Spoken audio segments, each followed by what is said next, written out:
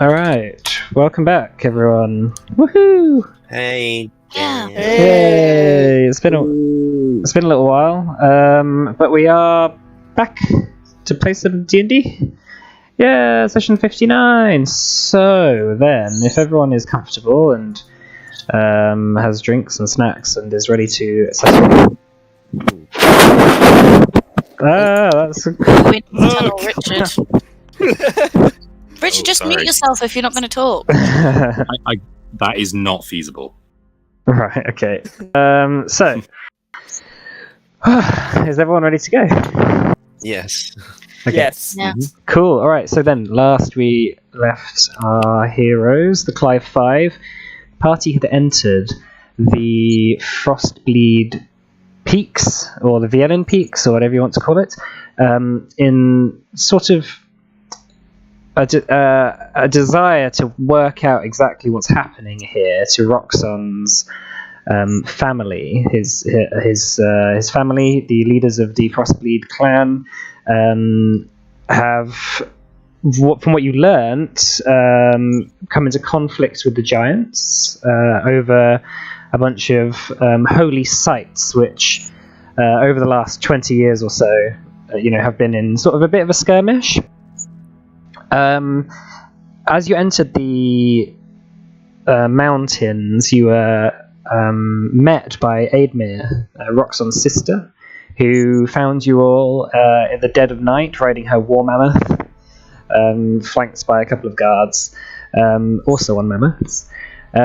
She, you chatted with her for a bit, and she spent the night with you, and wants to, at the crack of dawn, get up and make the rest of the way to Raventhorpe, the capital. So, is there anything else anyone wants to do at the night? Like, Aedmir is settling down at the camp. Is beginning to cook something on the fire. I'll ask if she's going to share.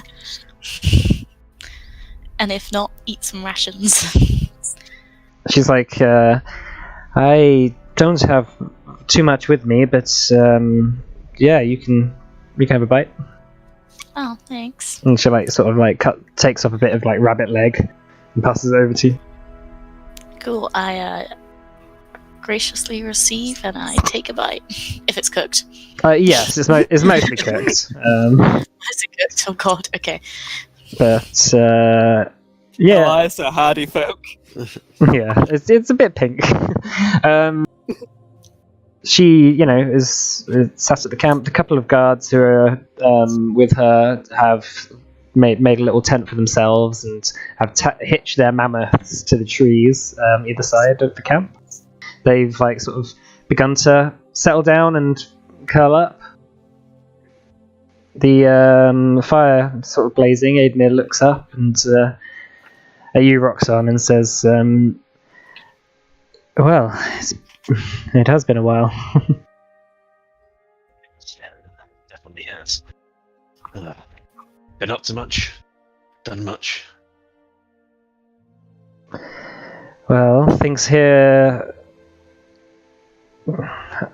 they've been busy, but also in a sort of very familiar sort of sense. I'm sure I haven't seen as much of the world as you.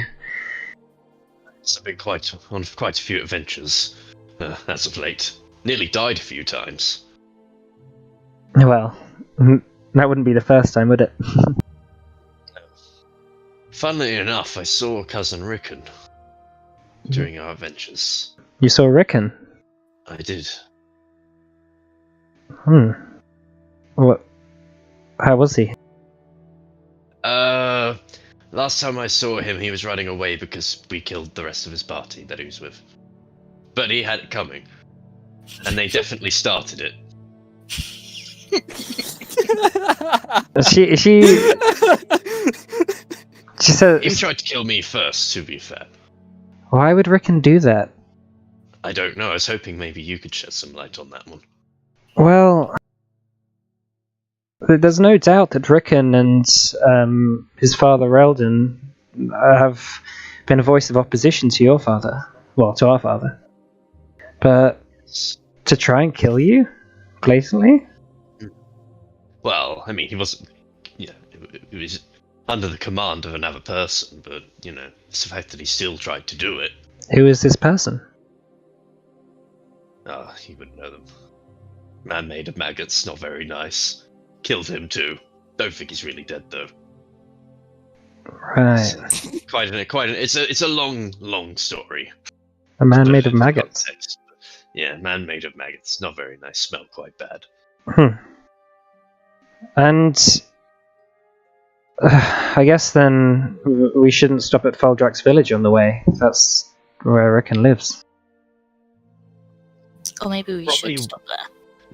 He may not be best Burn it pleased. to the ground. If he went back there, he probably won't be happy to see all of us. Well, Whoa. At least you could ask him what he's up to.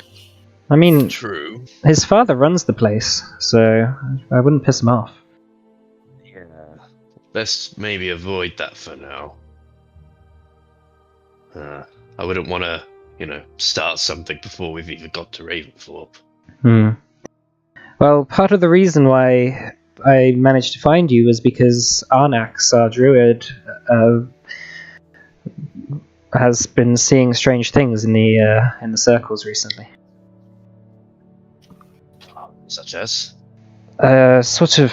I mean, he'll explain it better, but he describes it as some sort of corruption, which he's very interested in.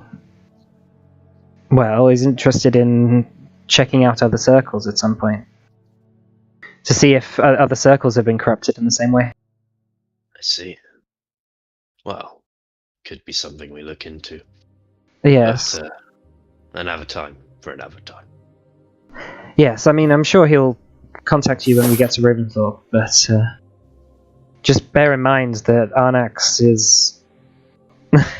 he's not the same person as when you left. In what way? He's lived, he's lived a long life, and he... people get quite strange in their old age. He's quite eccentric. I see. Well, we'll deal with that when we get to it. Won't we? Yes, I suppose we will. But yes, it's good to see you anyway. Look forward to seeing the rest of the family. Although I doubt that'll be well received, but hopefully I can, make up for it. She just doesn't reply. She looks back down at her meal and sort of casually eats. Alright, so unless anyone else wants to do anything, the rest of the night moves on. A few hours later, you get your full rest. People begin packing up the camp, and Aidmere begins sort of sharpening her large axe that she has on her back. Nice. She says, well, let's hope we don't come across any giants on the way back. They've had a lot of interest in,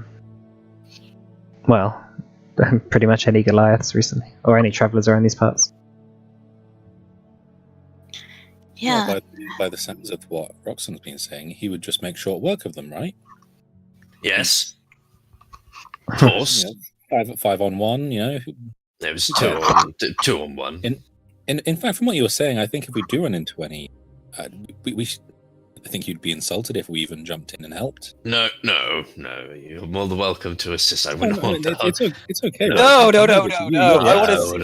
I wouldn't want to hog all the glory. We want to see you at work. This is your homeland. You will in time. Yes, so you recreate these tales you've been telling us. No. These tales, eh? Aidmere says. Yeah. The true stories of Roxanne the Great. Like that one Yes. time we killed a mammoth. 2 mammoths. 2 mammoths. She laughs. Ah, yes, I know that story well.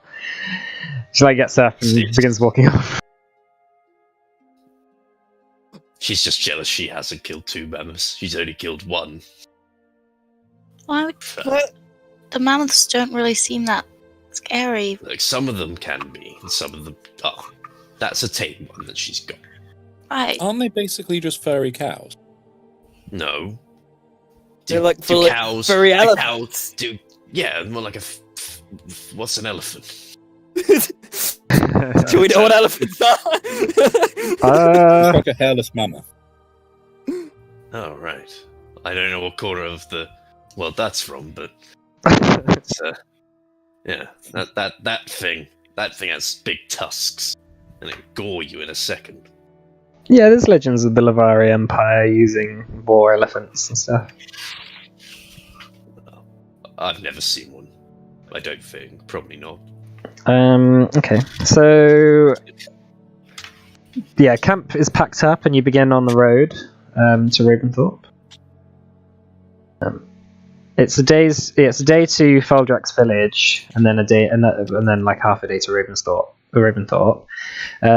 Did you? Aemir suggests on the way that we maybe swing around Faldrax village because being recognised right now isn't the best if you've had a fight with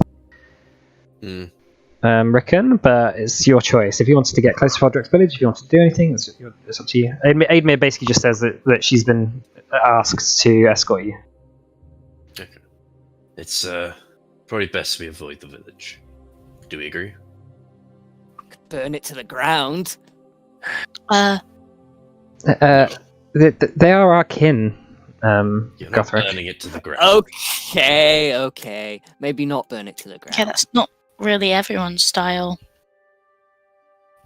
Uh, So there's women and children, and you know. If it were a not giant soldiers. village, now that would be different. That way it would burn to the ground. However, this is not. What if there are giant children? Well, Aren't the those giant Goliath- women? the Goliaths that are going to cancel be out? big. Does that not What? cancel out and just make regular people? Giant children are just regular people. They just come out of the womb like in a suit with a briefcase, like a mustache. They're just going on their day. I must get those reports sorted. They're actually born with a pension. On the walk, Aedmir sort of like comes across, her mammoth sort of walks alongside you, Gira. She says, "Do you want to come on?" Oh yes, that would be very kind. Yeah, you seem like Tips on how to mount such a creature. she pulls sort of like stops the mammoth, like kicks it on the side, and like gracefully sort of like slides off. She says, Legolas style. I think it might be tricky for you to get on, but once you're on, you'll be alright. Yes, I'm a little bit potentially about mounting. You can't happen to throw me up. Well, I could try, but I do also have this, and she sort of like pulls like a pin out of the side of a sack, and it sort of like flops down, and there's just like a ladder that flops down. I thought you were going to say pull the pins outside of the mammoth and it turns into a horse. I don't know why. I like to place. Yeah. I immediately thought. I'm a horse. No, she just sort of like pulls the pin out, and like a sort of ladder, like a rope ladder, sort of like flops down. She says, "I could give you help on there, but it makes it a lot easier for you to get a hand." I'm very gracious of you, but I'm not entirely sure my upper body strength might be able to carry myself up this ladder. I can throw you up. Well, let me try and climb it first. Hold on. Come on, help, Gira. Hold on. Gira kind of. Make an athletics check.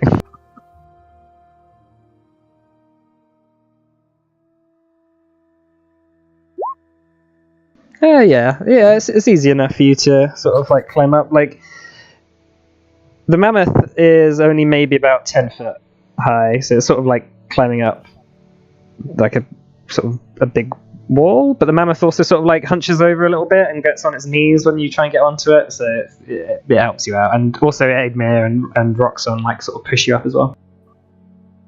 Now that I've got closer to this creature, it's awfully fluffy.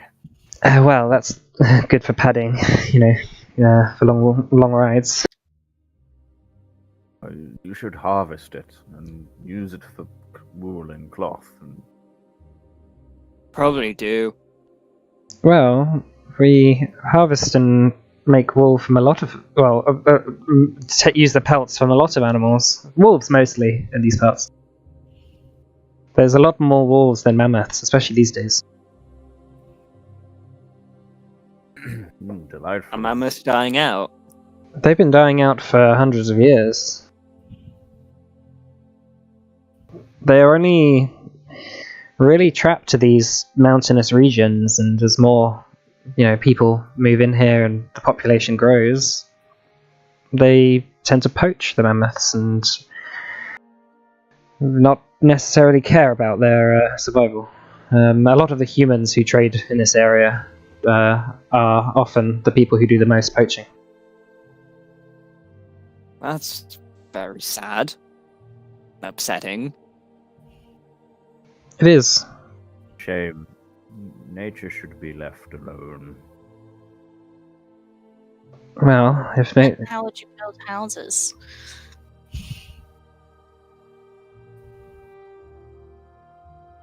I think that if the mammoths don't come back, then there'll be whole ecosystems that are destroyed. Arnax is very dedicated to trying to keep whatever ones that still live, keep them alive for as long as possible. But again, I like this guy already. there's maybe 100 at the best count. We have maybe a quarter in Raventhorpe, and then maybe half of the ones that currently live are wild. Are they difficult to breed? Well, they just require a lot of open space. When there's other things in the mountains, like giants, that wouldn't think twice about eating a whole mammoth, they don't tend to last very long.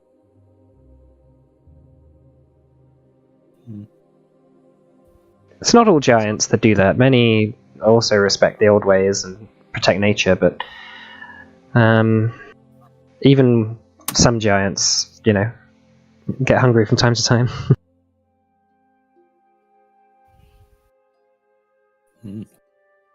But anyway, I digress. May I ask a question, Aidmere? Yes, of course. Kind of leans in a bit closer. What was Roxon like when he was younger? Kind of what he's like now, but smaller. How boring. Yeah, he was always a bit of a sort of. I don't want to say. I don't want. You're not there. She's like, he kept to himself quite a lot. Let's just say that.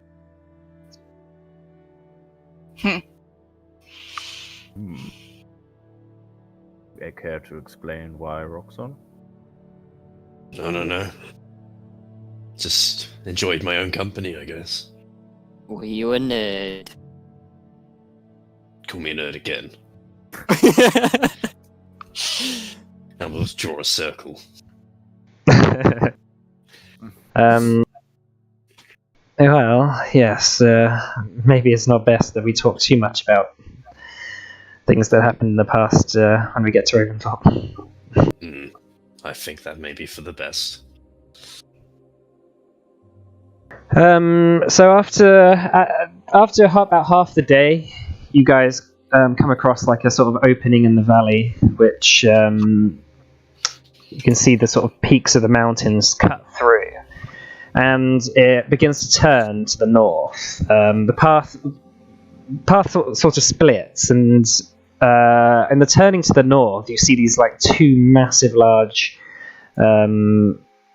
stones, which sort of like are carved and indented to sort of have an entrance into the valley. And further down the valley, you see it becomes sort of mistier and darker.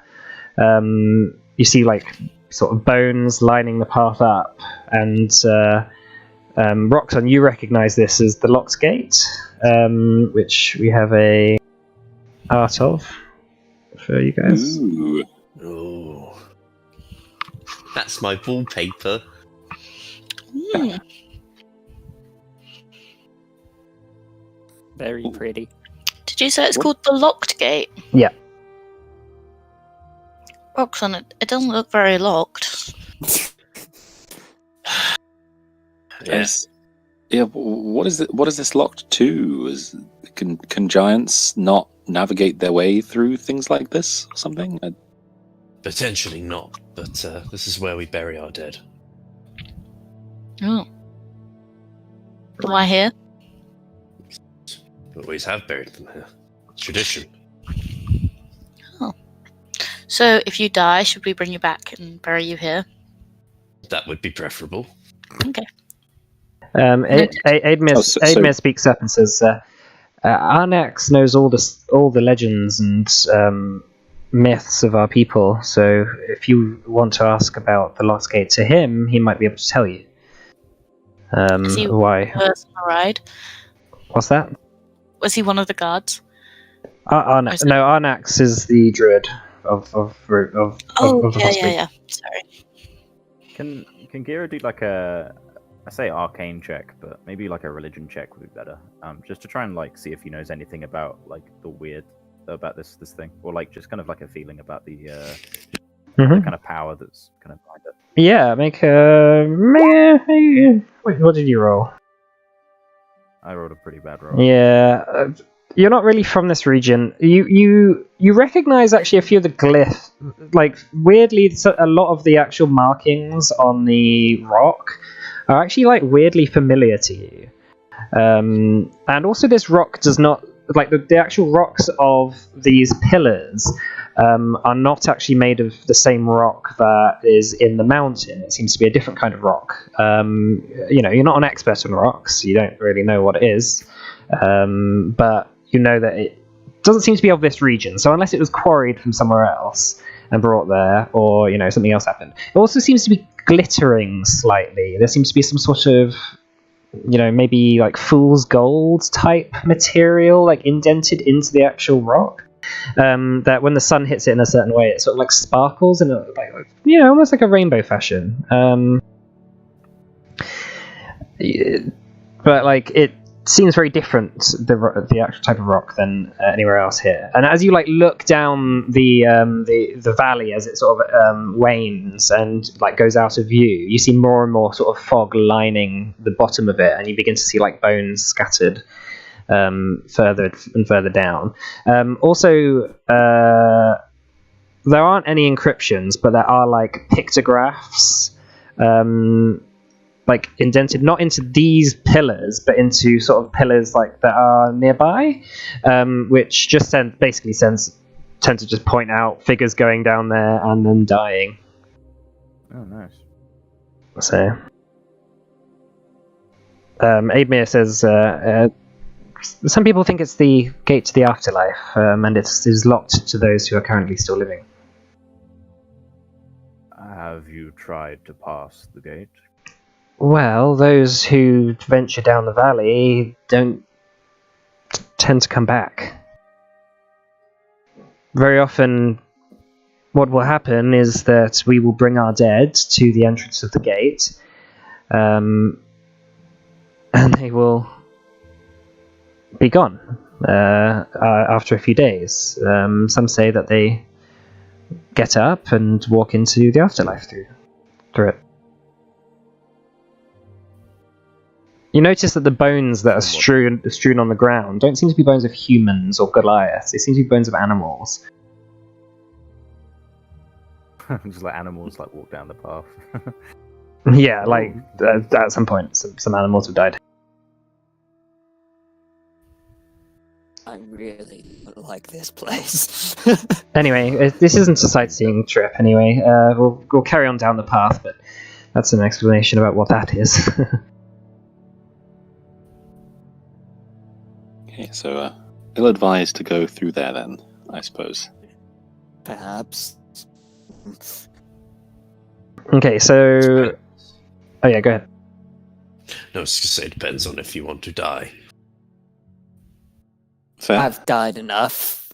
Yeah, Thank you very much. You've died quite a few times. Maybe you should stop dying.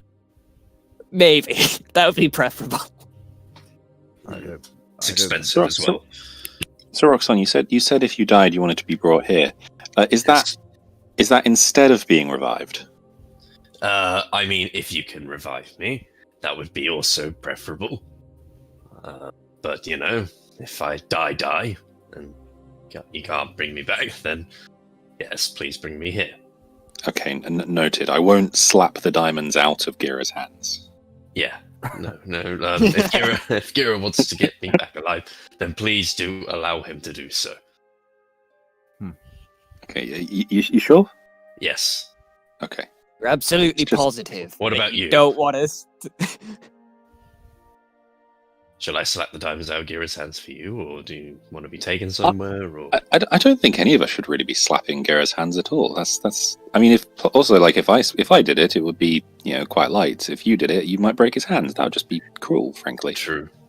So we're all in agreement. We all want to be revived. Yes. Just no slapping of Gira's hands Okay, unless it's a high five. or he asks. Does Gira give high fives? Gira, high five. He's on the top of. I don't think that's gonna be a very high five. High five. As he kind of shouts down from the mammoth. What's a high five?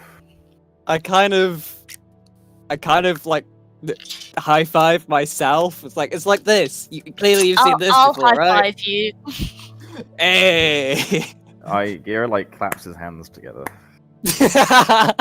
No. Now you're clapping. Well, I think I might pass on the high fives if that's okay. But please don't slap my hands. Especially not in this cold. Shatter. Can we... Ooh. Oh, if you think this is cold, just wait until winter. I'd rather not wait until winter, thank you. Well, it happens every year. Say, Aidmere, Who knows how long we'll be around? to make our journey more merry, you don't happen to know any tunes to accompany us? Any folk songs that relate to the Locked Gate or the region?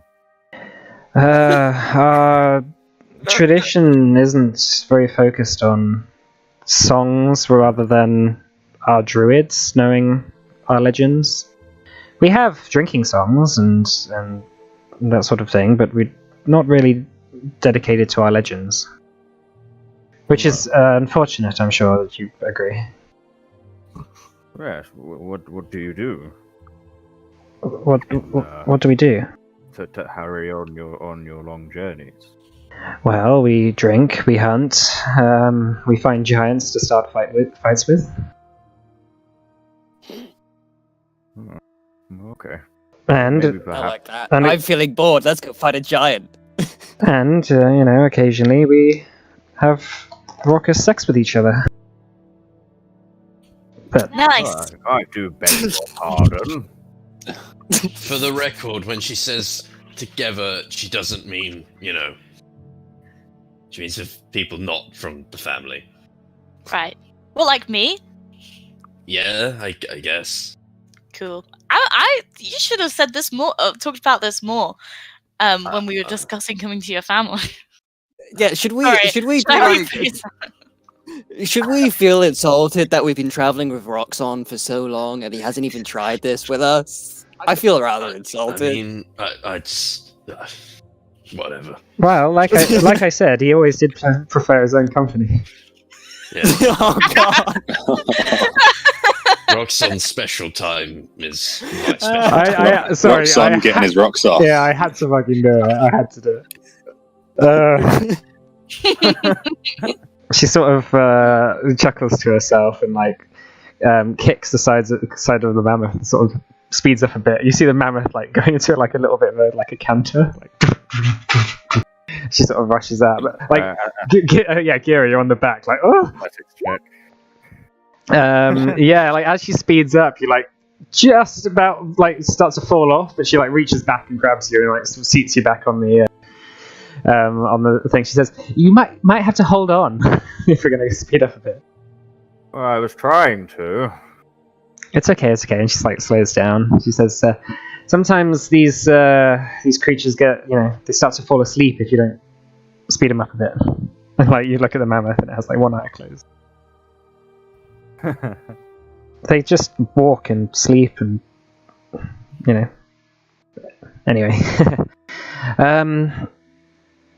Right, so that night you settle just outside the locked gate. Does anyone want to do watches or anything?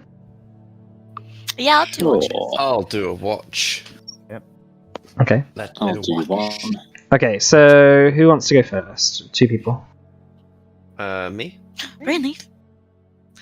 Rainleaf. Oh, wait, what did I do?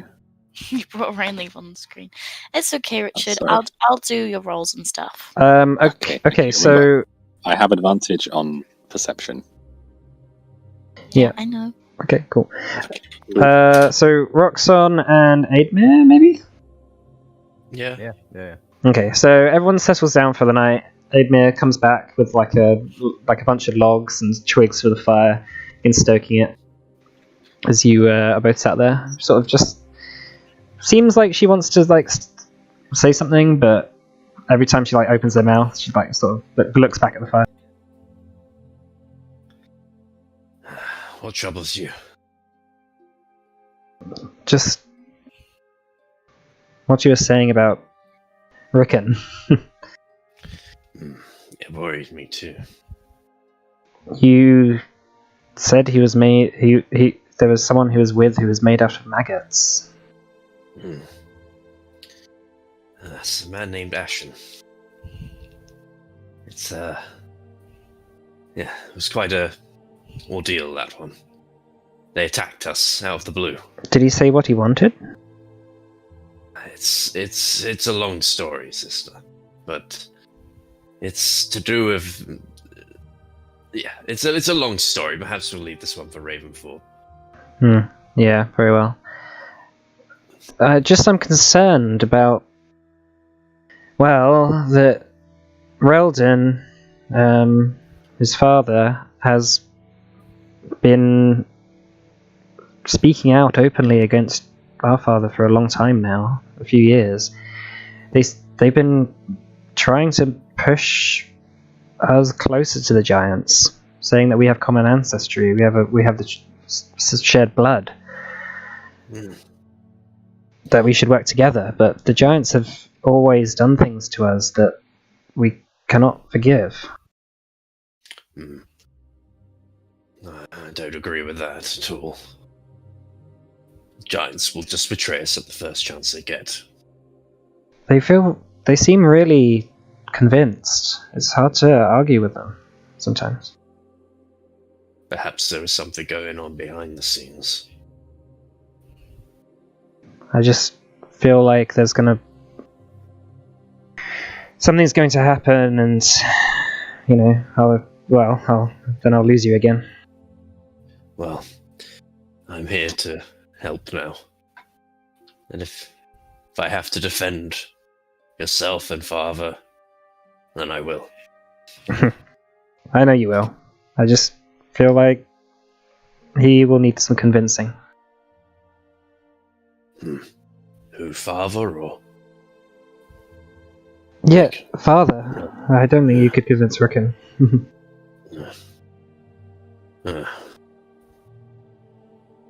Yes, he will need some convincing. Hopefully we can help him see sense that this is not the way. These giants will never be our friends. But it remains to be seen. Yes, well, it is nice to have you back though, brother. Yes, it's in a weird way good to be back. I'm looking forward to seeing the old town again.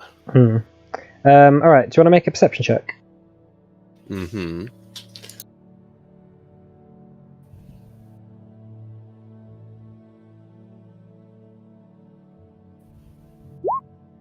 Cool. All right. So your watch goes by.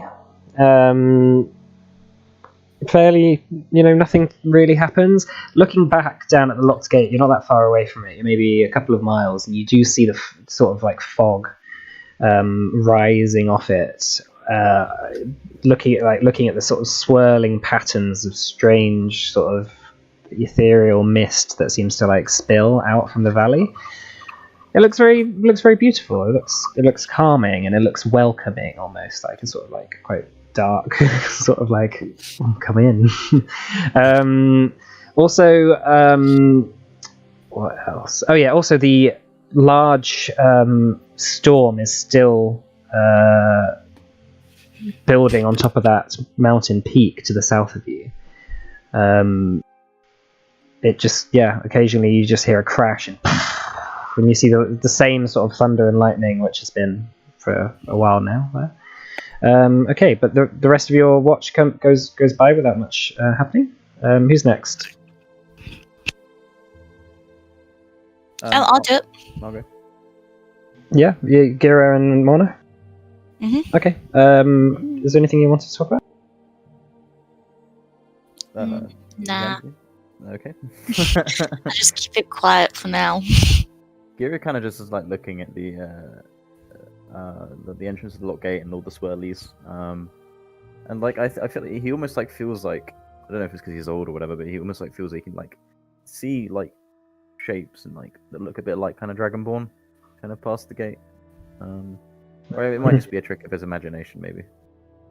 Yeah, it's interesting that like the more you look into it, the more meaning you seem to be finding in there. Like there definitely seems to be something in there that has answers.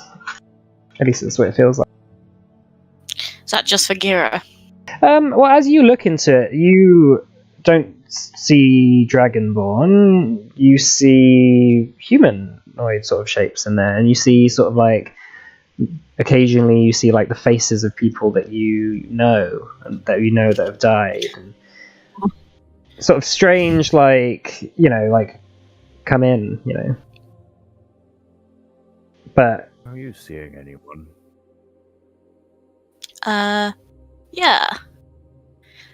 I could see a few, well, a couple faces, just one really. Oh, Well, I say one, if a few, just our friends who have passed away. you see Vondor's face in there. Yeah, I was gonna say Vondor and Saka, but you didn't meet them, and also what's his name? The guy whose head got chopped off and put on his bike. Mihir, yeah. Yeah, and Mihir Vaharam. He's there too. They're How does just how does it make you feel?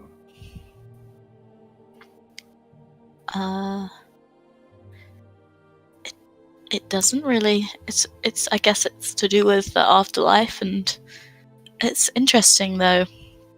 This gate. Are we gonna walk through it? I think we're just passing across. Oh, right. I ask because I see many faces, but I don't recognize them or know their names or know anything. Are you good at drawing? You could always draw them, or you could describe them to me, and I'll draw them out for you. I'm good at drawing. Okay. Wouldn't mind. Sure. Get out my forgery kit. I guess that has paper in it. And try and draw what he sees. Well, because it's quite far away, like it's almost like quite quick flashes of different faces. It's not like one face you can look at for ages and study. They're like almost like they flash up, and you're like, "Oh, I recognize that as Undor." But like for someone who doesn't really know who he's looking at, it's really hard to like remember exactly what the features of that face are. But you do remember that you remember them. Oh, right, okay. Yeah, there is one face that seems to shine brighter in the flicker of my imagination. It's a female of sorts, Dragonborn. Okay. What does she look like? Hard to picture, but See a warm heart. See a smile, a great big smile, and a warmth. And I realize now those are nothing physical to describe someone in a picture. I do apologize. No, it's okay. I know what you mean. Feels like I've someone who should be close to, but you just can't quite remember them. Yeah. That's interesting. I guess I have lots of I probably have some kind of family somewhere that I've never met, or they might all be dead. I don't really know what happened to them. I just turned up. I just always never had any family, so maybe some of the faces I'm seeing are to do with them. Who knows? It's weird. Oh, I'm sorry that's the case.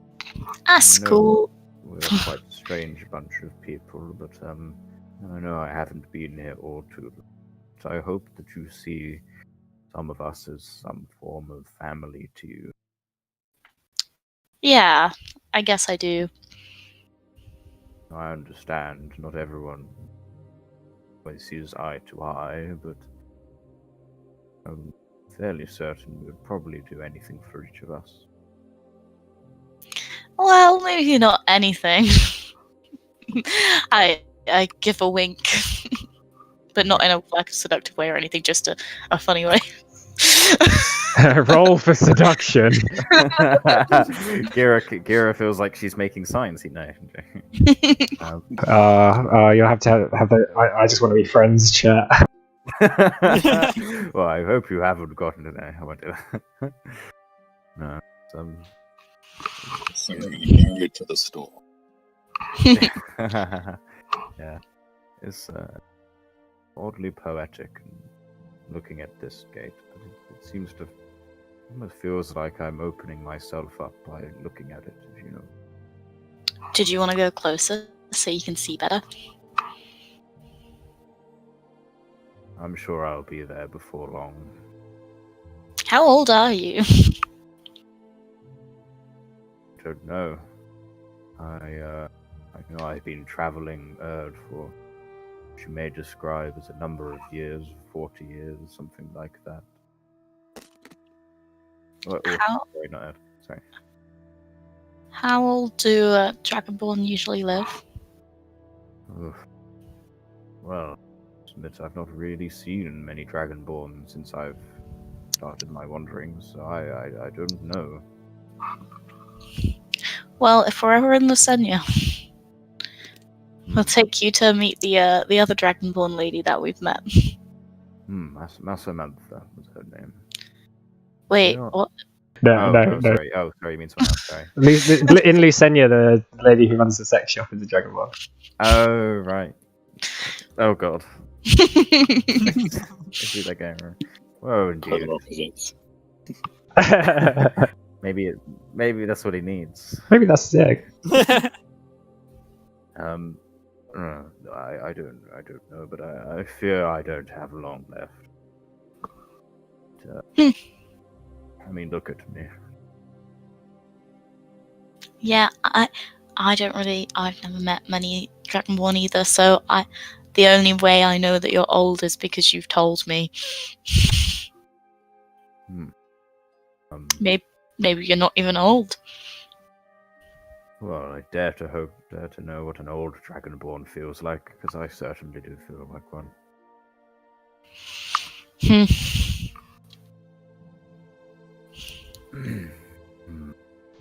Hero was actually born yesterday. Yeah, he's like a kobold actually. That's why he doesn't have any memory because he just isn't alive. Do you guys want to roll me individual perception checks or one with advantage? It's your choice. Let's do individual because I think we both have good rolls. Ooh. Nice. Okay, yeah, the night passes for you without much trouble at all. You hear an occasional rustling in the trees, but as you sort of guide your attention and your awareness over to it. It just ends up being like a deer that is just like sort of like comes out of the opening in the woods and just stares at you for like half a second and then just like runs back into the woods. As for the rest of the night, who do you wake up next? Scrimshaw and Gothric. Okay. All right. Just going to go to the toilet to be Okay, cool. Scrimshaw and Gothric. You are woken up. You settle down. Prepare yourself for a watch. How you doing? Do you want me to just roll your perception check, Richard? I assume so, yeah. But You got ooh, that's, oh, 2 or 0. Take it. Oh, well. Gothric, did you want to talk about anything? I'm gonna kind of look at the gate, see if I see any like human women that I don't recognize, if that makes sense. See if I see like my mother or anything. You My see dad. a lot of faces. A lot of faces of people you've killed. Great. You Oh, dear. also see, like, as you like sort of begin to look more and more into that, you also have a sort of strange vision of like a totem pole that is just sort of like very large, like almost like the actual wind sort of begins swirling and then actually sort of coalesce into like this huge, massive totem pole with like these like hundreds and hundreds of faces all looking around it, like on different sides. It just like sort of shoots right up into the sky, and it's there for a minute, and you blink and it's gone, and then you blink again and it's on fire, like, and you're sort of like, what? And then you blink again and then it's gone, and again the mist is just sort of like swirling as it was before. Well, that was something. What do I see looking in there? You don't see anything. Nope. You know, I mean, I can't really help but do it, but you know, listening in a little to the others, and when they look down there, they see faces of the dead that they knew in life. What do you see? I see too many. Too many? There's a lot of things I'd rather forget, Scrimshaw, and looking at that place, I remember everything. You know how people often think that you just become desensitized to everything, you just stop caring. I remember how I killed every single person there. Every second of it. How many do you see? I can't even count, Scrimshaw. It's maddening. Oof. Wait, so is it not just those by your own hand? There are people I know there who I didn't kill. There are people there I have killed. My father was devoted to peace, and I hated him. I would work with Badran a lot before he took control. That family that I killed, they weren't the first. Certainly not the first.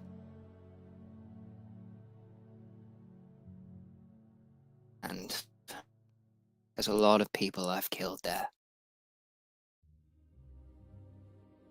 But there's also something else. A monolith covered in faces. Maddening. What do you think that could mean? don't know.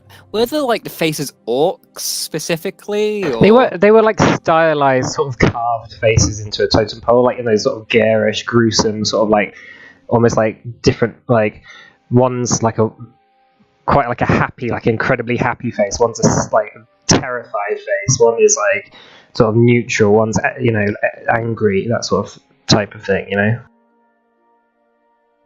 Like they're all stylized. They're all recognizably orc.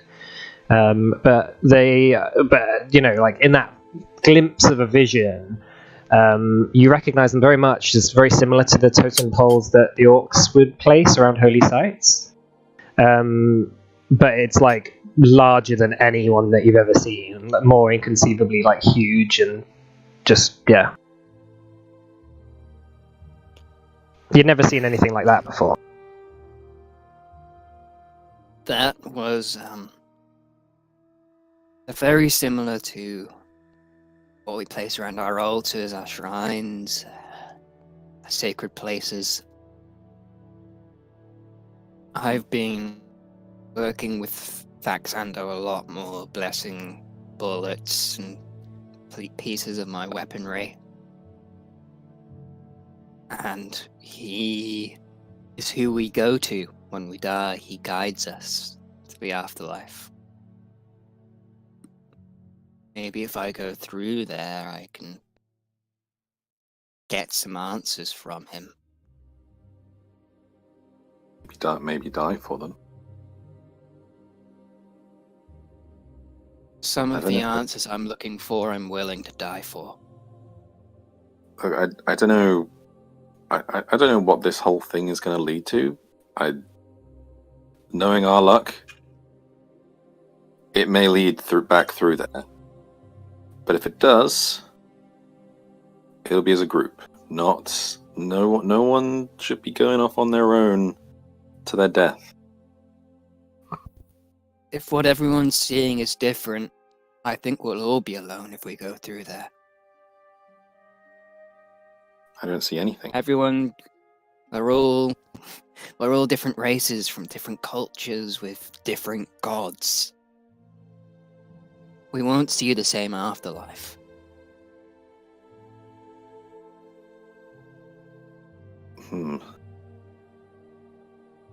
I do wonder if what we see there is a glimpse into the afterlife, and I see nothing, then I suddenly have a renewed willingness to stay alive. Maybe it's because you haven't really been able to have a choice. I mean, I never had a choice to be an orc and serve Faxander. I never had a choice in that. Orcs just do that. Maybe you have to choose something. I firmly believe that you have some form of soul in there. It might be... Maybe it's because it's not your soul. I guess, it's half It's a the soul. soul of that child. By the sounds of it, it's half a soul. Exactly. Or maybe But the good because parts. you all have deities. You'll have something or other you pray to. Maybe Or if you try praying to believe in- something, you'll see something different there. Seems a little disingenuous, doesn't it? I mean, curious about answers you can pray to a deity of wisdom. That would make sense to me. Hey, I don't know something. Could you maybe please let me know what these things are? After the whole Elder Box thing, I think tinkering around with deities maybe I'll leave that to Gira. Leave it to the expert.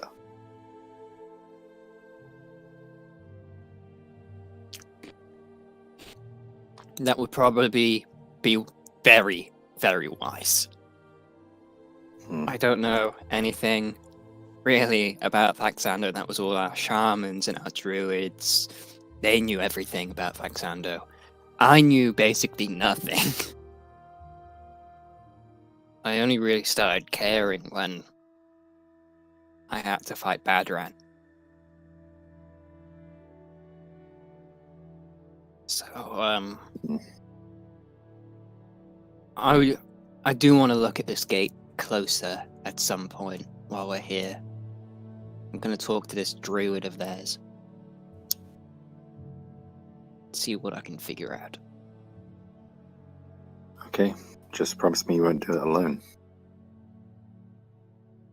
I don't make any promises, but I'll try not to do it alone.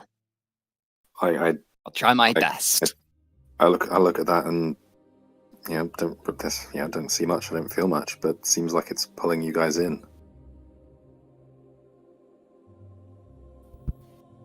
Maybe it doesn't need to.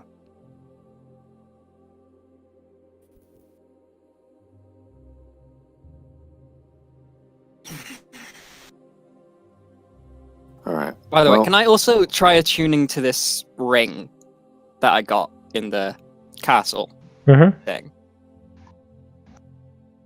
Yeah.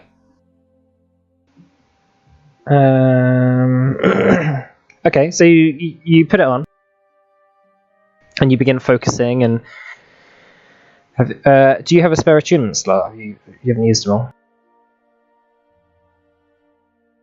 I don't really have any magic items other than my guns and this robe I'm wearing.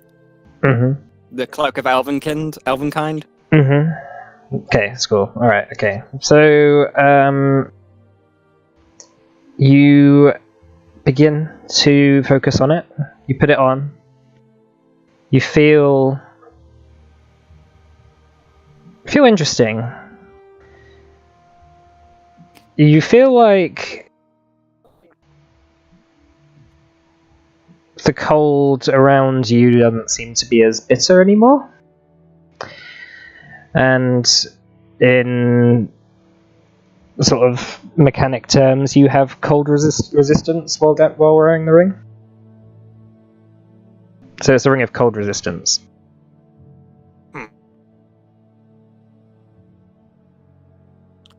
This is nice.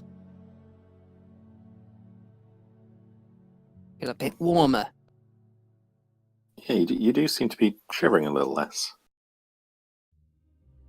Do I shiver a lot? I mean, most people do in this kind of weather, right? Yeah, I guess so. I mean, it's still a bit nippy, but yeah. Get used to living in mountains for a while. Where I'm from.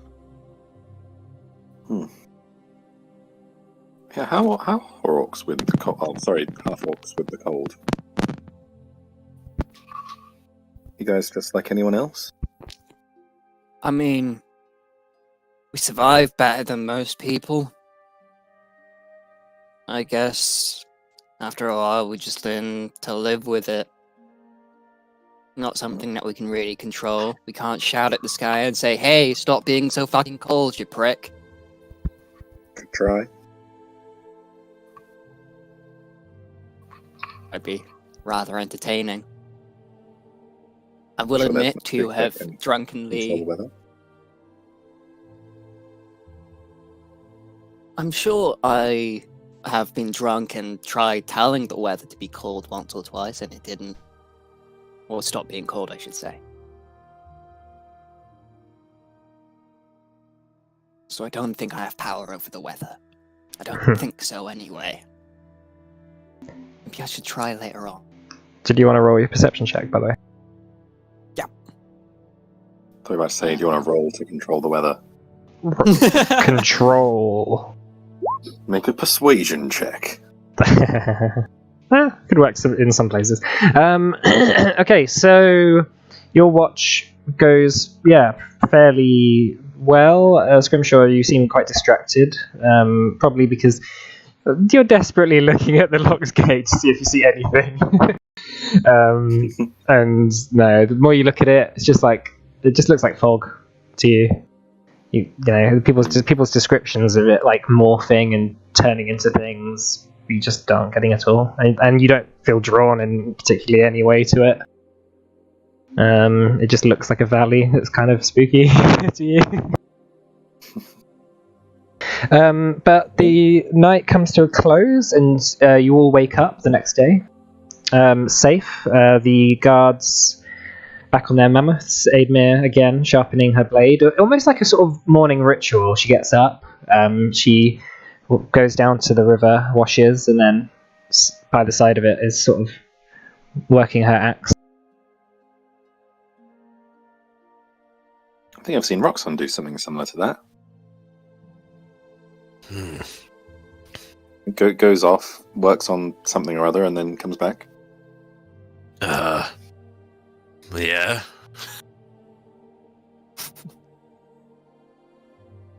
That's private time. Oh god. Aidmere comes back and she says, "All right, are you ready to go?" Yeah, good to go. Yeah. So, you spent the night looking at the lock gate, did you? What did you see in it? She sort of says, like, to everyone. There were a lot of people who were dead. I saw a totem pole catch fire with faces on it. I don't like that gate. I really don't like it. That's an interesting one. I just saw I don't. faces of our loved ones who I'd lost. That's the usual one. It's usually what people see. The first few times you look, it's very obvious, and then the more you look after a few days, then it fades, and you don't see it as often. So I feel it is some kind of illusion, no doubt. It can't make sense that all the world's dead flock to this place. does it have to be all the world's dead? I mean, there's certainly a lot of people who I had dealings with in the past. A lot of people in there. So maybe it's all the world's dead. I have to admit I'm not particularly well versed on the afterlives, but maybe it's some kind of regional. I don't know.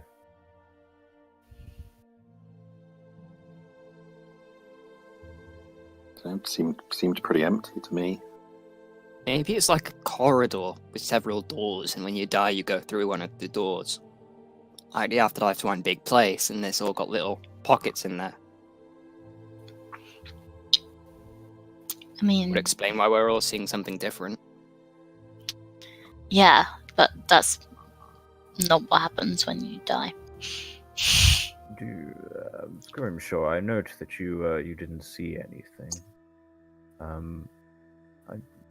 Is it something to do with having, and I don't mean to sound crass or rude here, but is it something about having a soul? I mean, I don't really know. I mean, I guess I think I have at least some of a soul.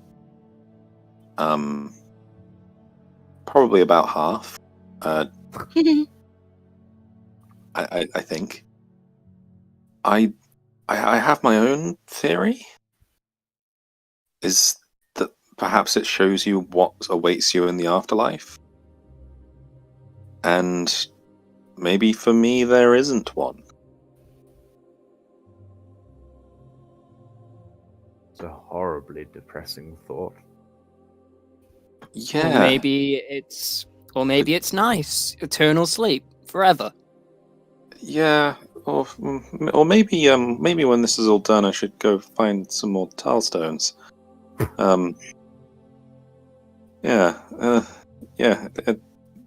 Immortality suddenly seems a little less like immortality when the end of it is the end. Yeah. Just a theory, of course. There's nothing to fear. Maybe it's because you technically can't die. I mean, I have already died. I mean, like, fully die, because you could just get recharged. Can you just get recharged by a tile stone if you die? Can that work? Don't think so. I don't think Tarstones reform severed limbs and put the various fluids.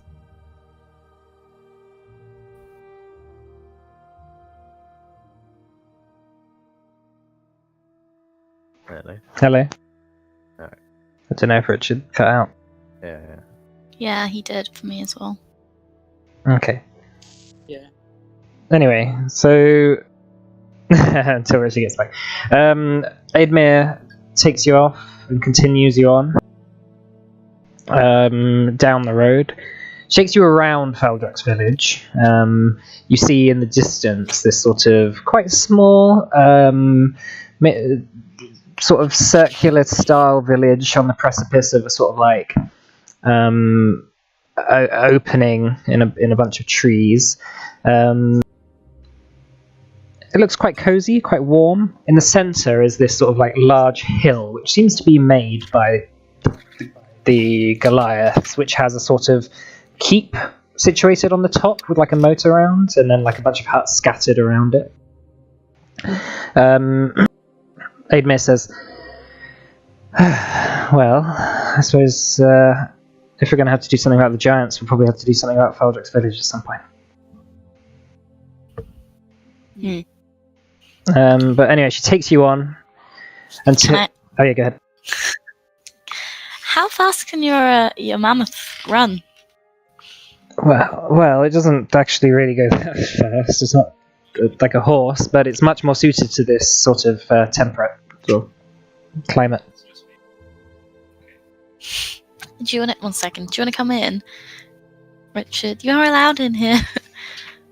So just come in here until it reconnects. Okay. That's okay.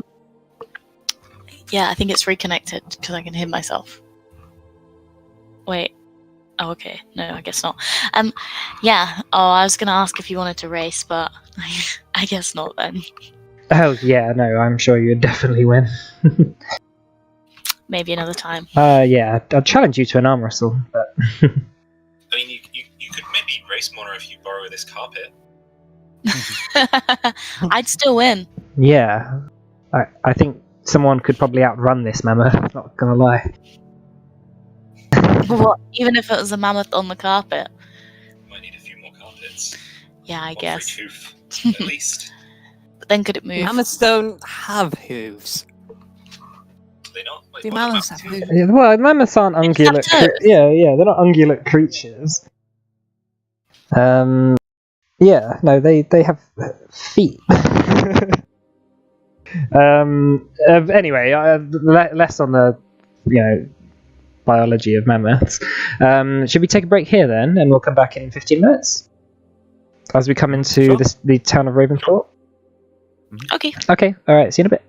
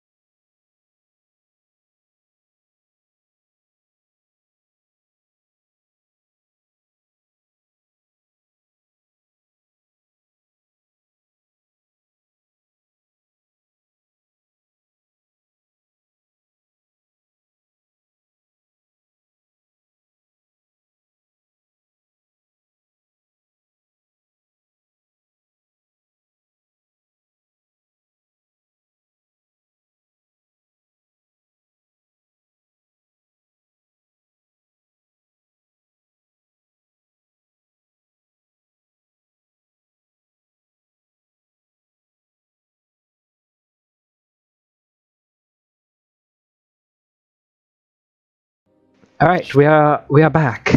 We are back.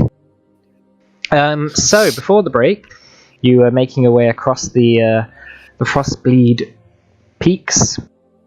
Speaking with Aidmir, looking at the locked gate, which was drawing in your attentions for those of you who weren't Scrimshaw. And now you stand on a sort of ridge that overlooks the town of Raventhorpe. You can see maybe about 400 or 500 sort of stone circular hut type things, which are fairly large with thatched roofs, arranged in a broadly sort of circular fashion around, again, one of these large mounds with like a keep and a sort of wall around it and a moat. You see people going about their daily lives, farmers bringing in grain by the cartful. You see a couple of like tamed, in air quotes, like dogs who are not much more than wolves, not much less than wolves, I should say. Who sort of like come up to you and start sniffing at you and the mammoths, and then as Aidmir sort of just like yells at them, goes, "Hey!" They sort of scatter off in their pack back to like sort of corral some sheep. You see like a number of sort of like bits of livestock, sheep, chickens that sort of occasionally litter the road on the path up. That you see people just sat around on the sort of the rocky sort of outcroppings, just keeping an eye over their herd. Come into the town. See people are celebrating. They are clearing up a party which happened the day before, which was, as you recognise, as the Summer Change Festival, which pretty much everyone in this continent celebrates some sort of it.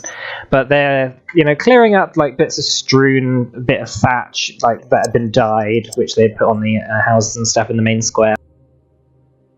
Aidmir dismounts off the mammoth, taking it to a sort of like special enclosure which has been made for it. It's like basically like a very large stable, and the mammoth just like willingly just walks in, just sits down in there. It's very well trained. You see in the distance like a few more of these sort of stables that are scattered around, and you see a few, maybe like a few dozen, about 20 sort of mammoths just grazing in the wilds just outside the town. Aidmir says,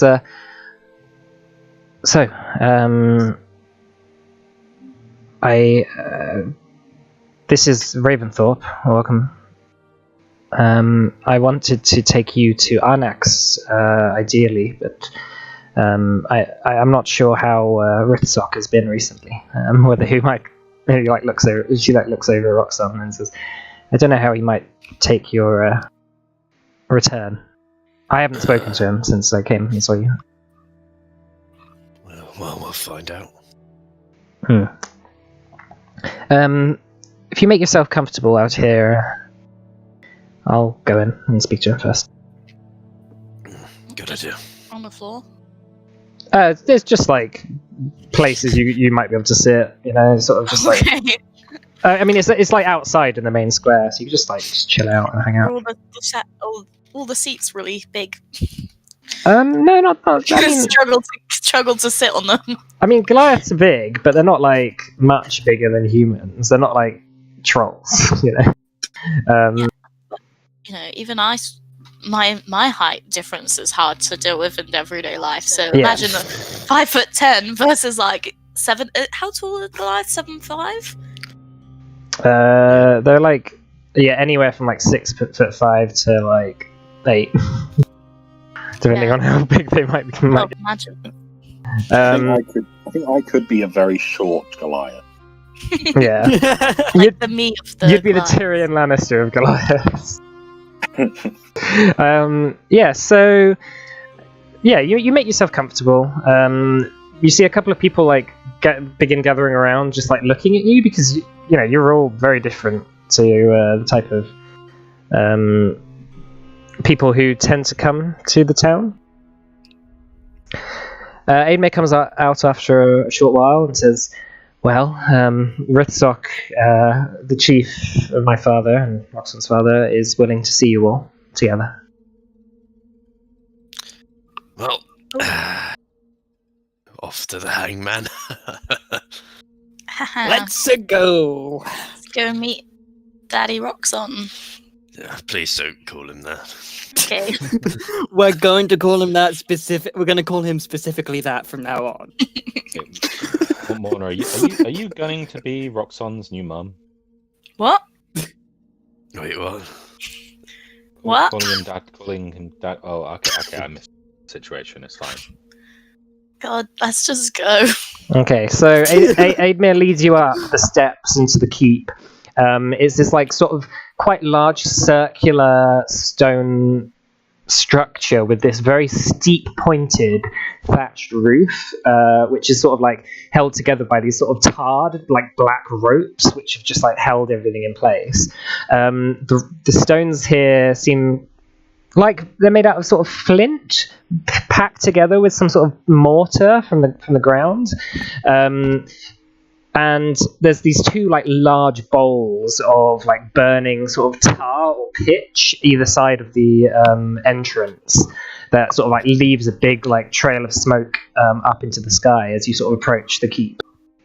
The doorways like sort of swing open as you walk up, and it enters up into this sort of like large sort of semicircular throne room / dining hall type, like sort of just general sort of event sort of place, with a sort of like large rock plinth with this like just throne that's just been fashioned out of rock that is sat on. There's a few people stood around.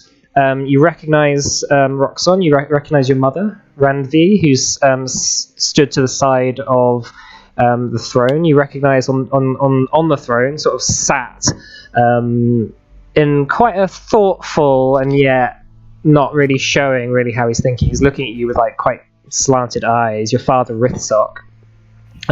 Around the room, you see a number of sort of warriors and members of the tribe who you'd grown up with and recognized, including your younger brother Reese. Rithzok, as you sort of begin to enter, Rithzok sort of like slams down a staff he's holding and like 3 times, and like this sort of echoes around the hall as you come in and the doors slam shut behind you.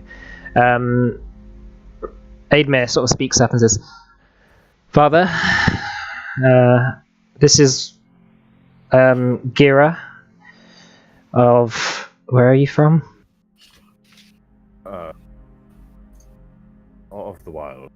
Gira of the Wilds. And she sort of like looks at him. This is Mona of... Faranor?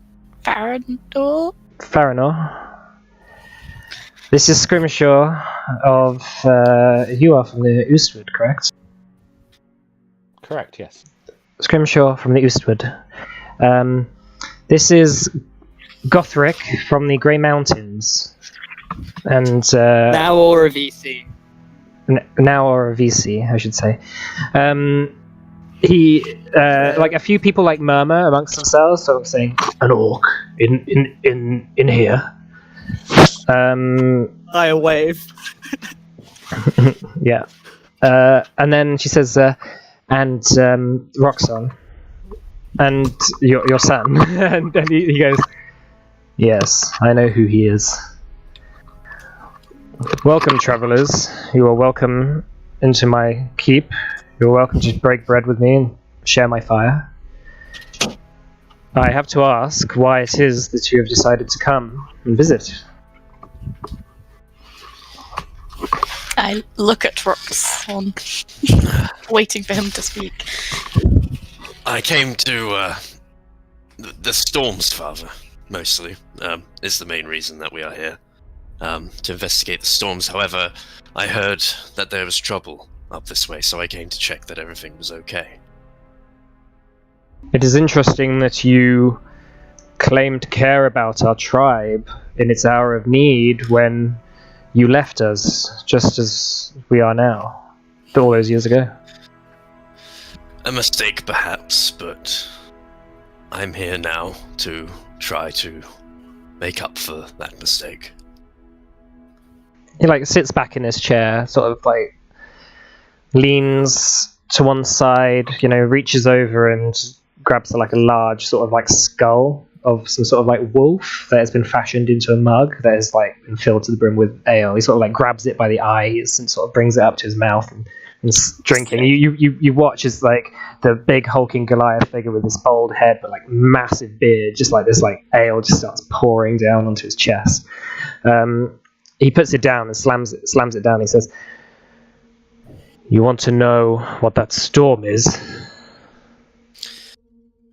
I think, yes, I think my friend Gira here would also be very interested to hear about the storm. He talks about them quite a lot. Never shuts up about storms. It's insane. Rithsock looks at Gira and says, "You are an expert, are you?" Gera kind of hobbles forward with his walking stick in front of him.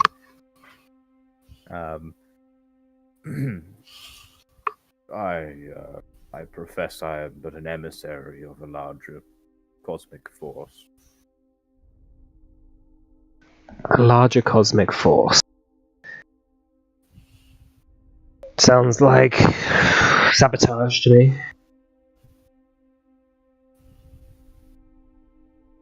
Well, I bear you no ill harm. I hope your son can attest to that. He's one of the good guys. He's not here to sabotage. He whispers to someone next to him, and you hear him sort of saying "Bring in Arnax." And the person says, "Yes, chieftain," and sort of turns around and skitters out. And after a few moments, coming in through the front door is this figure who's cloaked in this absolutely massive bundle of furs and moss and lichen, with this sort of just completely oversized hood that sort of has been crusted in place by years of just not washing. That so it just so you can see his face peeking out from inside all this just stuff, and these two large antlers which just sort of protrude out of his head. Of you don't know if they're actually his antlers or whether they're just antlers of a creature that seems to be protruding out of this this hood. Hobbles in with a stick, sort of bows to you all, walks up to Rithsock and says, "I have been summoned." And Rithsock says, These travelers are interested in helping us discover more about the storm. I feel that your most recent information might be pertinent here." And Arnax turns around and says, "Well, that could be true." And he turns to look at all of you, and you see these beady eyes poking out of this sort of just massive moss and fur and sort of twigs. He says, "What do you know about the corruption?" I think you're going to have to be more specific. Yeah, we there's a lot of different forms of corruption. There's rich people doing rich people things. There's people not doing what they should because of money. What kind of corruption? I'm talking about the corruption of the circles.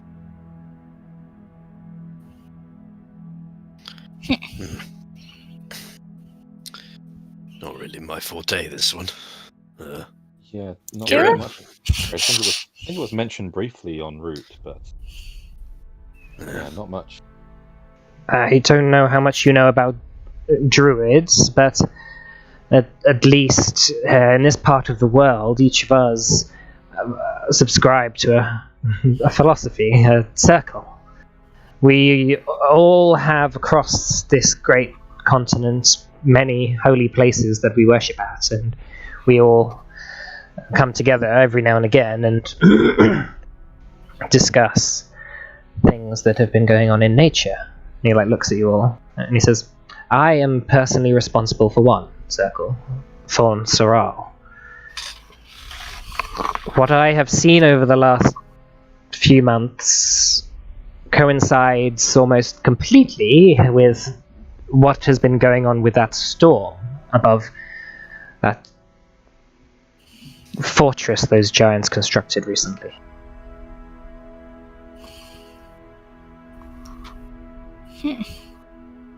Fortress.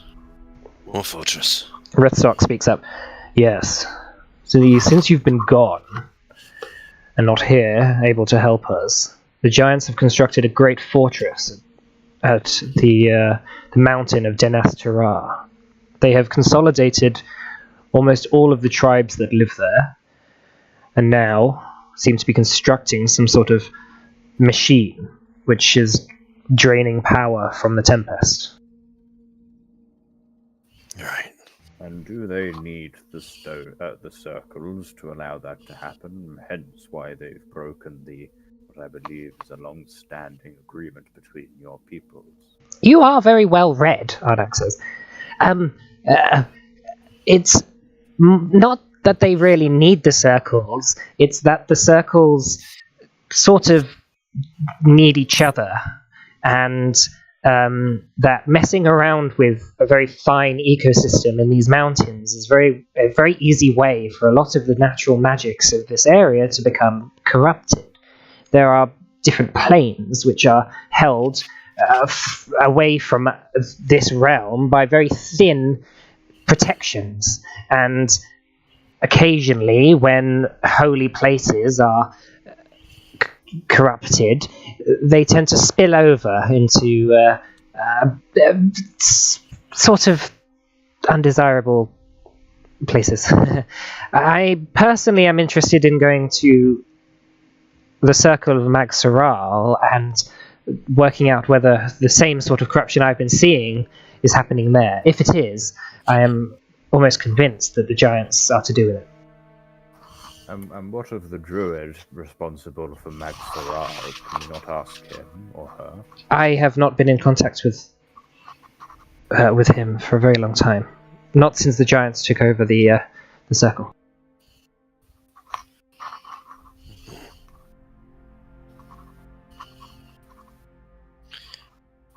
I am also concerned about a lot of the other populations of the mountain. There are not just Goliaths and giants who live here. There are Aarakocra, there are rocks, there are many powerful and quite intelligent creatures who live in a very symbiotic relationship in these mountains. And if Ainfir and her giants are doing something to upset the balance, it will be felt very strongly. Then they need to be stopped. Rithstock says, there's nothing we can do right now until Faldrax Village decides to either work with us or decides to do something about what they've been asking. They've come to us recently and said that the giants are correct in that we should all be under one equal society with them and sort of roll over necessarily. Roll over and let them dominate us effectively. I personally think that will not be allowed. I do not want war with the giants. I've tried my whole life to try and keep us from being at each other's throats like we were all those years ago, but I fear that it may be becoming our only option.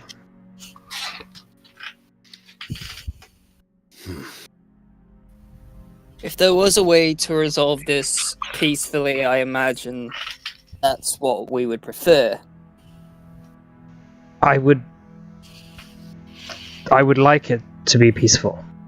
I do not want bitter blood between us and the giants. We once worked together and we still can, but we are different peoples with different cultures. We will not be able to work together as one. Especially not with Ainfear constantly harassing us. Then it sounds like we need to get Reldin on side to work with us.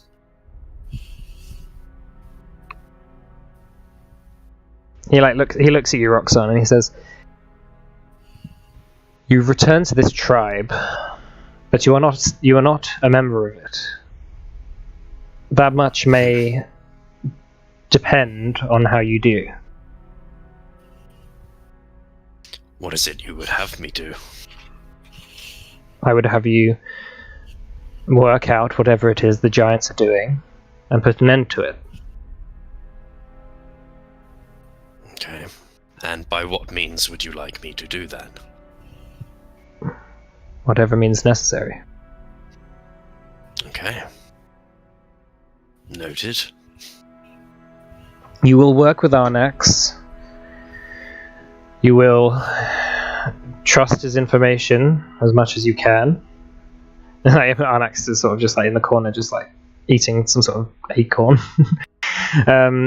He says, "And you will not betray me again." Is that understood? Understood, Father. Very well. Be gone. And he slams down his staff 3 more times, and the doors behind you swing open. And Aidmir goes, well, that was, I suppose, as good as it's going to get. Yeah.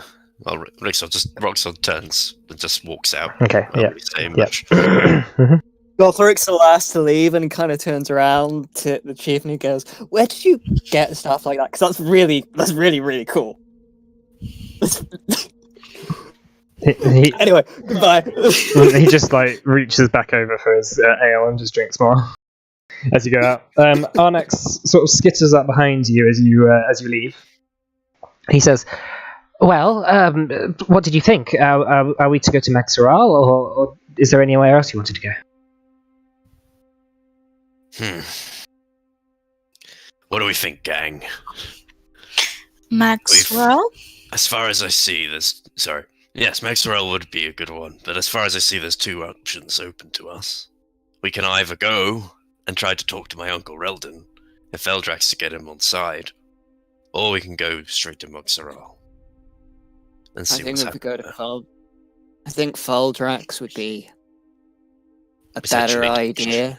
but potentially dangerous, depending on what Rickens told him, if he ever made it home. Also, I think if we were to implying- go to Faldrax and then fail to convince them, then that may just give them warning that there may be a need to raise guard on Magsarai. That is a very good point. Remember, when we go to Maxoral, I'm just interested in studying the level of corruption in the circle. Thorn Soral is the furthest circle away from Dinas Terrar, so I feel that it will be the least corrupted. I don't know what to expect from Maxoral. It might be dangerous, it might not. The chances are the giants might not particularly care about the circle enough to really guard it. They might be doing something with it that makes it incredibly valuable to guard. I feel that it is going to be risky, but it is an option. I think we should just go straight there. So which circles do they currently have control over? They have control over Magsaral and Dinsaral. They've had control of Dinsaral since... And he looks over at Roxon and says, "Since Roxon left." Yeah, all my fault. Anyway, so, are we wanting to go to Maxaral? Yeah, let's do it. Sure. Okay. Okay. Okay, Right. Okay. What time is it? Okay. it's 9 o'clock. I think you meant in the game. The game. Oh, I see. It's also 9 o'clock. It is. It's probably about 3 p.m. Okay. Yeah, Arnax. Aidmir says, "Well, this is where I'm going to leave you for now. You're Father needs me. But I hope it goes well for you. Please return safely. Yes. The best. You too. Right. We We will usually definitely do. try and return safely. It'd be Okay. nice We to, will.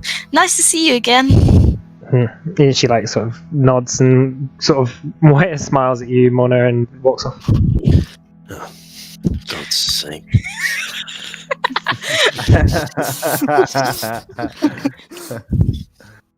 Alright, come on. Let me just get some stuff from my hut whilst I'm here. But are you comfortable in going up into the mountains? Are you able to feed yourselves and survive? I can can. hunt very well. Reasonably. How hazardous is the weather going to get? Well, the weather occasionally is good, and occasionally is bad. How good is good and how bad is bad? Bad is... he just thinks for a minute. Bad is bad. Right. Well, I think. Thank you for your very descriptive answers. Hey, I'm a druid. I'm not an English literature poet. I am also not an English literature person. Yeah, so he goes off. Sort of, you watch as like this mound of fur and mass just shrinks down into like the size of like a rabbit. Well, a rabbit, and just like boom, zooms off. I never get used to people doing that. Saka did that all the time. Ugh. Did she? Yeah, did you? Yeah, I think she barely ever actually wild shaped. She wild shaped a bit.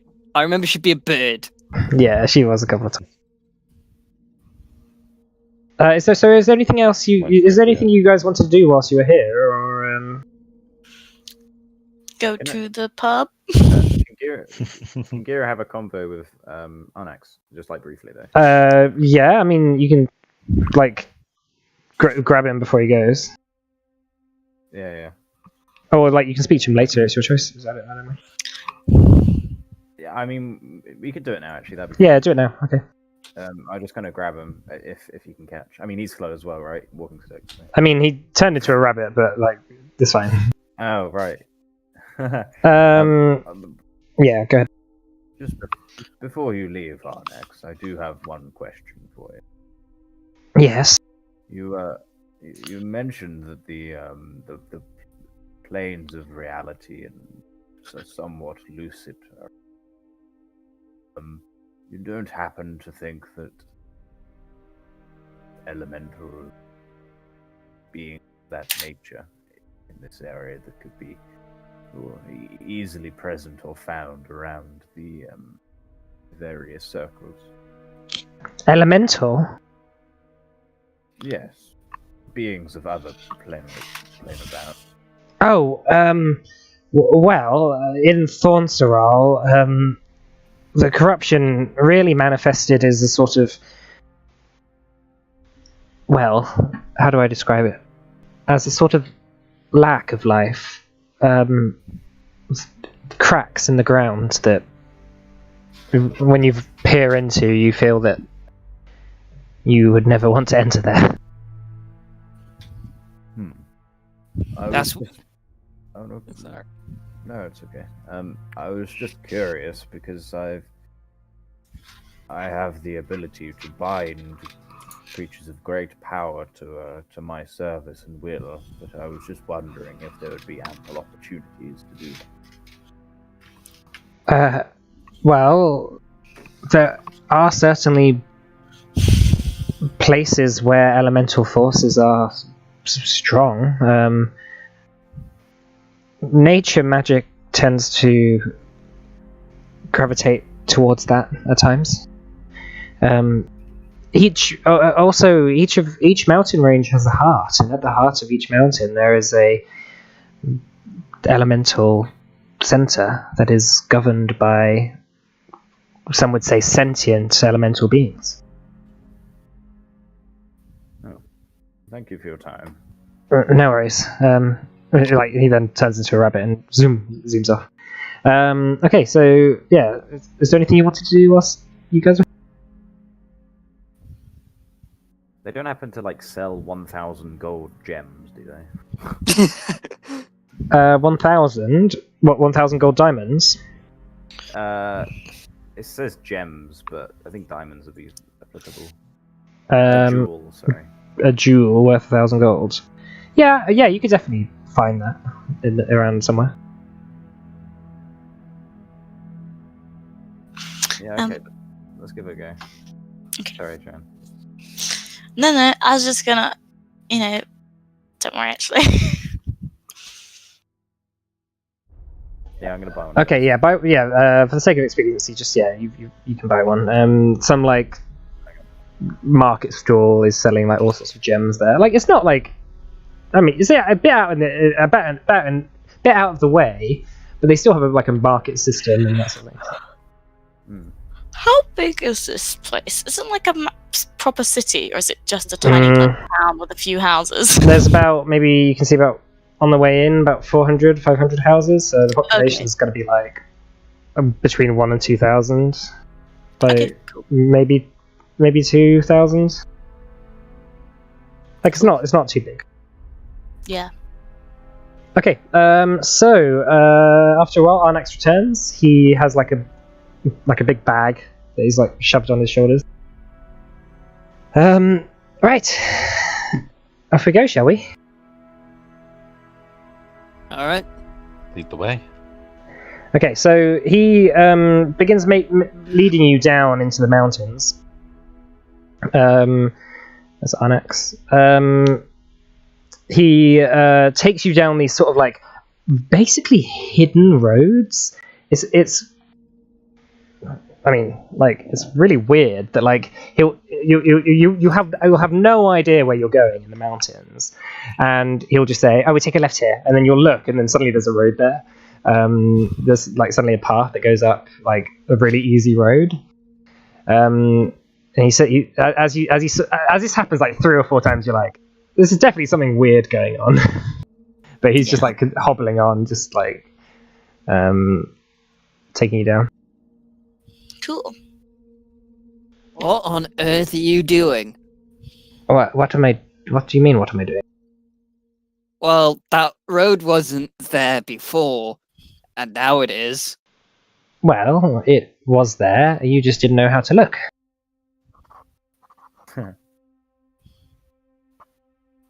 Sure.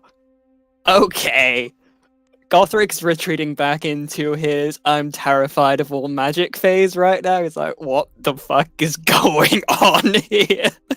Like you feel like you're making a very fast pace through these mountains. Like you'll like it'll start to climb up, and there'll be a massive ravine, maybe a mile across, like to the next mountain peak.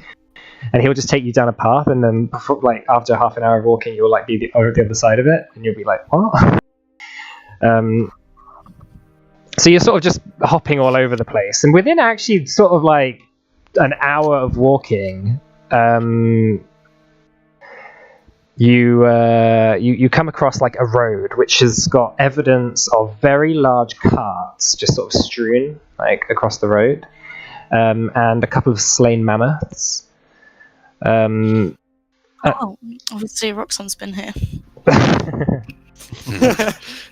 Arnax like hobbles over to it and goes, No, what happened here?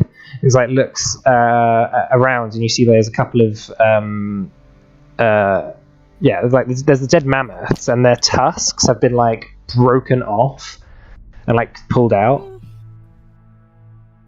Oh. Poachers. Poachers? Why would they be this far in the mountains? I don't know. Giant poachers? very dedicated poachers. They feel like these mammoths were hunted for sport. And, like, points down to. Can I like look at the wounds? Yeah, and like, see if yeah, like the yeah. wounds are like big or small. Yeah, make a medicine check. Okay. Oh, nice. Yeah, so you see that the wounds that are in there are looking at it. There's like a couple of very small wounds, and then just a bunch of like it just looks battered to fuck. So nothing that indicates like a giant arrow piercing it in the side or There, anything. there wasn't a giant arrow. No, there's a lot of scratches on it, and it's been like really beaten, and sort of like there's like a couple of like almost like 1 inch holes in it, like almost piercing like vital organ.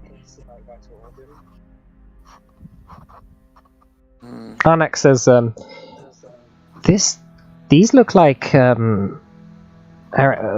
Aarakocra weapons.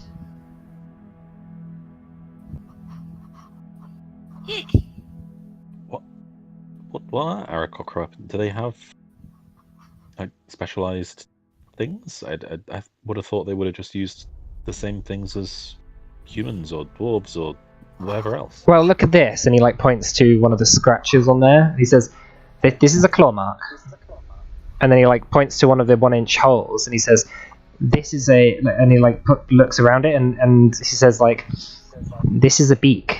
Like a beak has made this." Oh, right. I thought you meant as in like Aarakocra weaponry. No.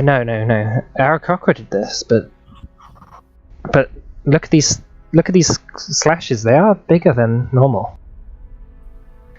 Well, Like a bigger Aarakocra? Maybe like a rock? A giant Aarakocra? a rock wouldn't do this. A rock would not hunt mammoths. I know many of the rocks around this part. They are my friends, and they are just as dedicated to keeping the balance as I am. Okay, that's pretty cool. Most rocks they haven't- I've ever heard of have been bastards and try to kill people. Yeah, Yeah, the last yeah. time we met one, it didn't seem particularly nice. did try and kill me. Well, again, I don't think you took much time to ask it what it wanted. I don't think people it- tend it's- to have the chance to. Yeah, it's kind of hard to do that when it's swooping down, trying to kill you and kidnap one of your friends and take them off to feed its young, presumably. That doesn't sound like something a rock would do. Well, it is exactly what a rock did do. Maybe it's something a stone would do.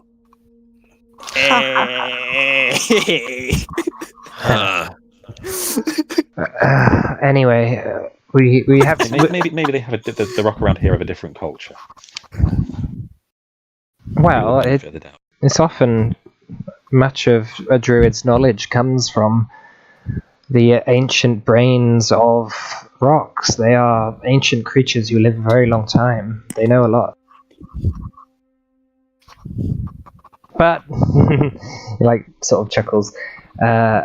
We should continue on. I don't like the omen this brings.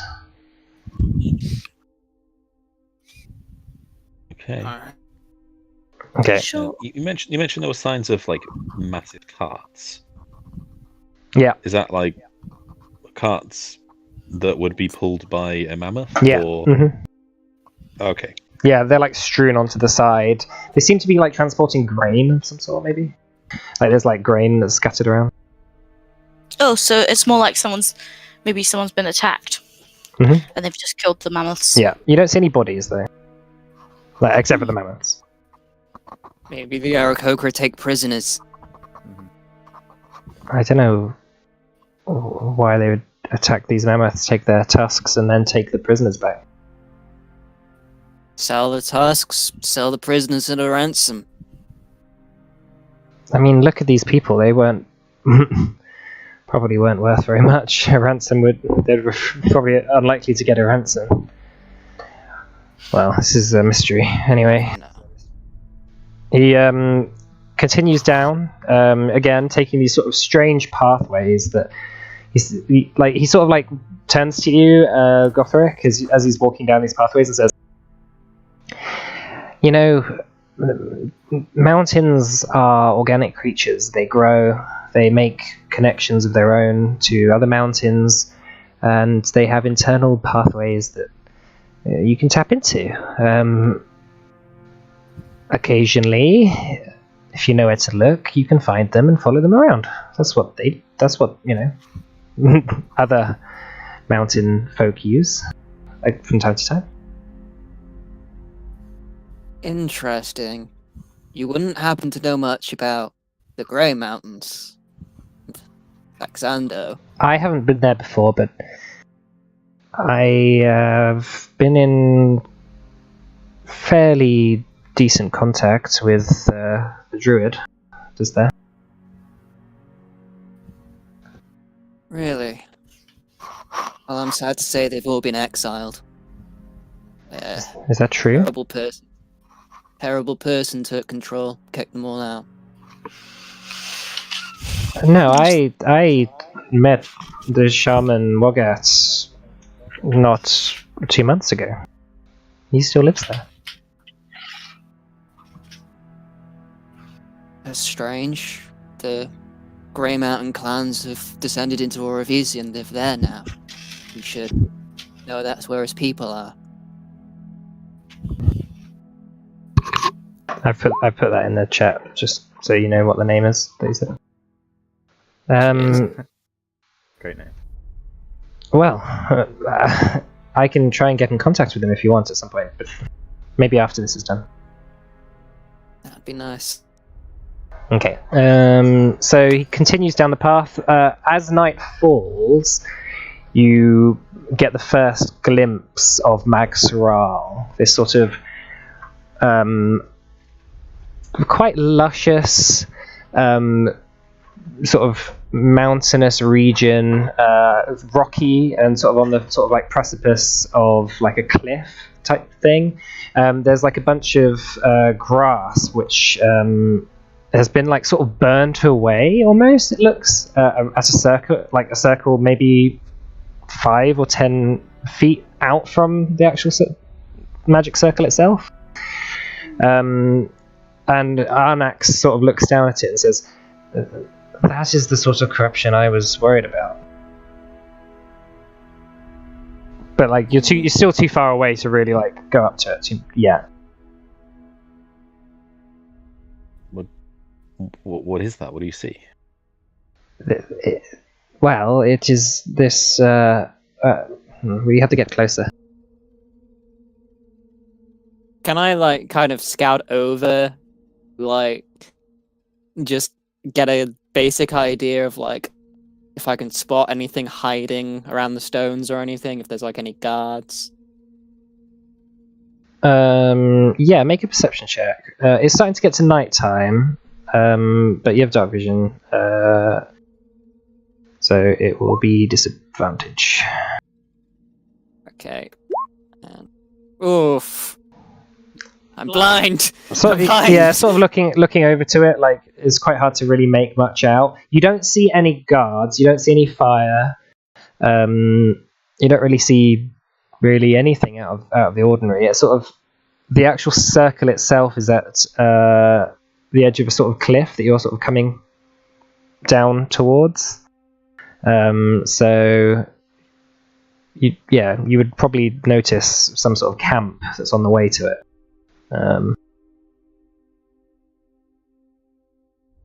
Well, yeah, seems fine. Keep an eye on the skies, because Aarakocra might come back and try and kill us. I don't know why they would do that. Maybe that's renegade Aarakocra. How do the Aarakocra generally live? I've never really run into them before. Are they feral? Are they more like you and me? Are they somewhere in between? Are they Lay me an image here. Well, you have met an Aarakocra before. The Oracle in the Grey Mountains was an Aarakocra, but also Arnak says, well, they are very orderly. They're very they keep to themselves, but they are friendly. I wouldn't expect them to do any poaching, especially of mammoths. They have no interest in material possessions. They live a fairly peaceful lifestyle. They live a very spiritual lifestyle. They have a temple at the top of Heaven's Falls, which they call Elysium. It is.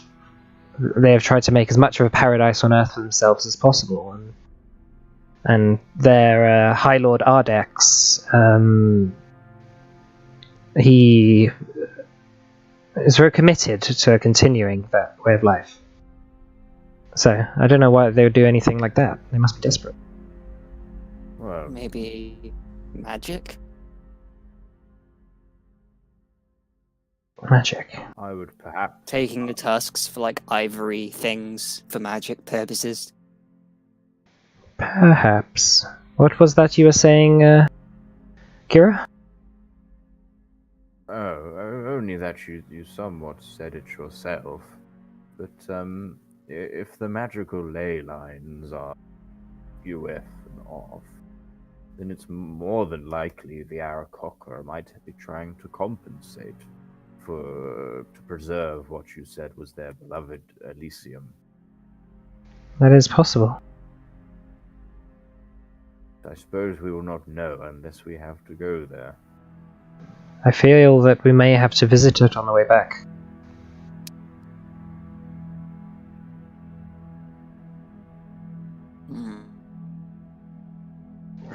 He sort of begins walking towards Maxaral and sort of looks around and says, I'm not sure there's anything really around here. They don't seem to be... And like as he walks closer and closer to the circle, you begin to see that like it begins to bulge slightly out of the ground as he walks closer and closer towards it, and then he like stops and he's like, "Did you notice that?" Do you want us to roll That's something? not nice. I don't like that. That- I pull out my rifle. Is that a trick of the eye? Trick of the... What's going on here? He like takes another step closer and it like bulges out a little bit more. Is that normal? No, that is not for normal. For this? Don't go in there. That looks evil as fuck. What the hell are we going to do? He like takes a step back and it like begins to descend slowly more into the ground. I throw a rock at it. Okay, the rock sort of just like scatters onto the ground, and like as it touches the actual like dead bit of ground around the circle, it like sort of just sinks slowly into it and sort of dissolves. Ah. That's See, so good. we're not going in there. That will kill us. You don't know that. Go on, try it. It killed a rock. Rocks are harder than flesh. It didn't kill a rock, it just swallowed a rock. Could it swallow you? Probably. It's magical. There's something, 'Cause you- something evil. This is certainly some sort of connection to the negative energy plane. I feel it. Negative energy. Yes. That's like that staff that Yeah, that killed Gideon Gideon. touched. Yeah, and then continued. That to will hold on to. immediately kill us. Let's not go there. Yeah. So this is Matt quick. The Yeah. the negative from my memory, negative energy realm was it was like the antithesis to like life. So it was like you described it for like 10 minutes ages ago. So it was like if you die, if you're like in the dead world and then something like you can die again and become alive. Do you mind if you just quickly run over it again quickly? Is that all right? Like Make a religion check for me. Okay, because you did explain it before, but Yeah, Arnax basically said it was like the antithesis of what we know to be alive, but it's not just enough to say that it's dead. It's enough to say that it is like offensive to life and actively seeks out to like cull it. does anyone remember who talked to us about the negative realm before? Was it Aaron? Either Aaron or Illyrial, I think. It doesn't mean anything. I'm just curious. Like, I do where not that recall. information came from. Okay, sorry. Go on. I imagine it would be Aaron because Gideon touched the thing when Aaron's thing. Yeah. So anyway, Arnax is like, whatever this is, it is feeding off the life around it. It cannot be left untouched and unchecked. Then what do you suppose we do? Because if we enter that, we will just die. I'm not suggesting entering it. I'm suggesting he's like looking at it, and he's like, I'm suggesting communicating with it. Do it. Okay. Caution. If it actively seeks to eradicate all life, then maybe chatting to it will piss it off. It might not want to kill all life.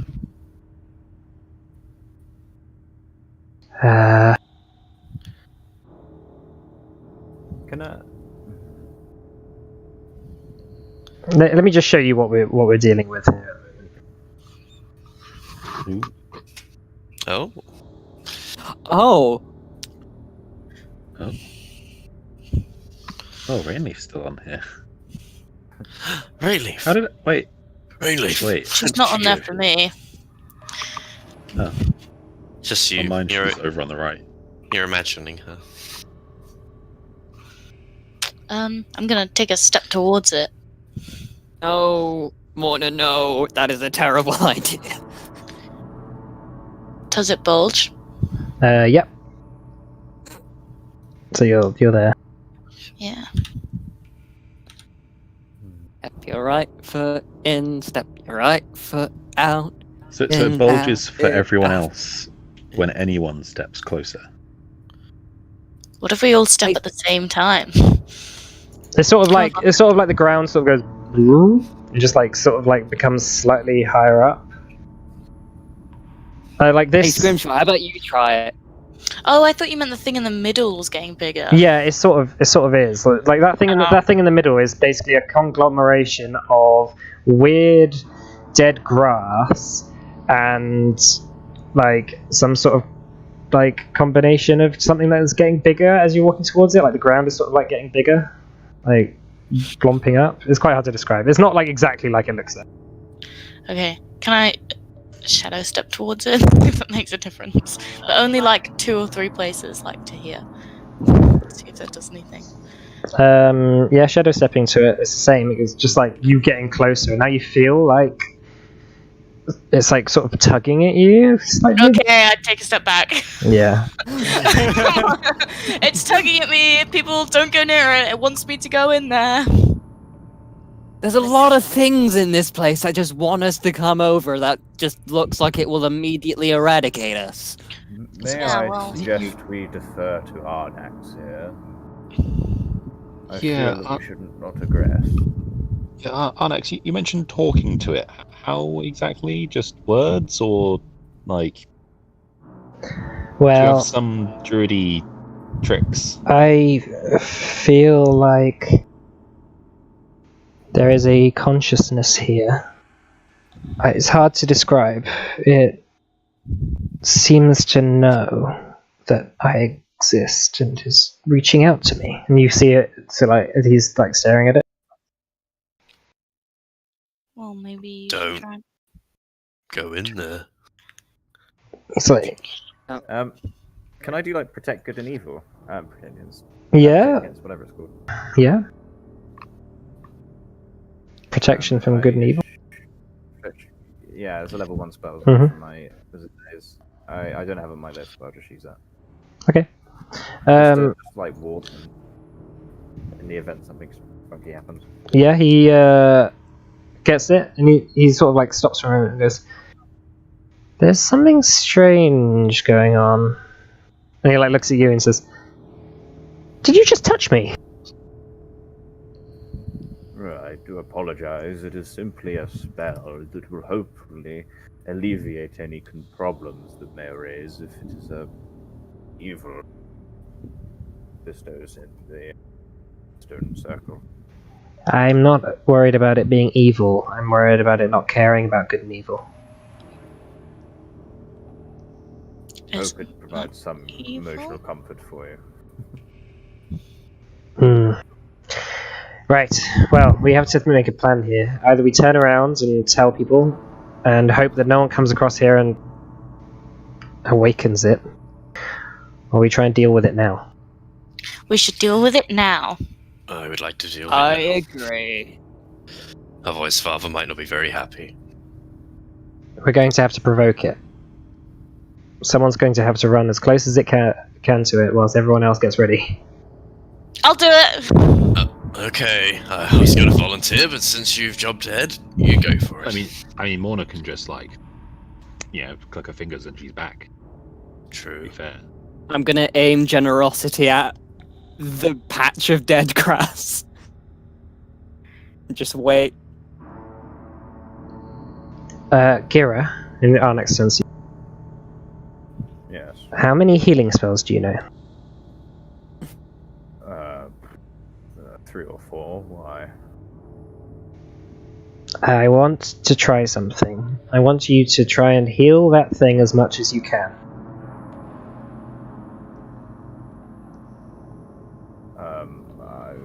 I'm not used to questioning people's rationales behind the things, but if you have, I will trust you. Alright, Mona. We're waiting for you. Okay, I'm gonna walk up closer to it Alright, okay. So you walk up closer to it. until it looks angry. No, I'm gonna walk up. It like gets a bit bigger, and you now see like bits of the ground sort of begin reaching out at you, like almost with tendril. Okay. I'm gonna shout back. Is this close enough? It needs to come out of its hiding spot. Okay, I'm gonna do another one. I'm ready in a shadow step Okay. mode. It like Jump away. slowly is reaching out. Okay, gonna go a little bit further forward. Okay. Suddenly, like this hand shoots out of it. Make a dexterity saving throw. Okay. Like a human hand? Or Yeah, it like... looks like a shadowy humanoid-ish hand just shoots out of the ground. Okay, you manage to dodge it, and it just shoots past. Can everyone roll initiative for me, please? Dun dun dun dun Okay. dun dun Dun dun dun dun. dun dun Yeah. dun dun.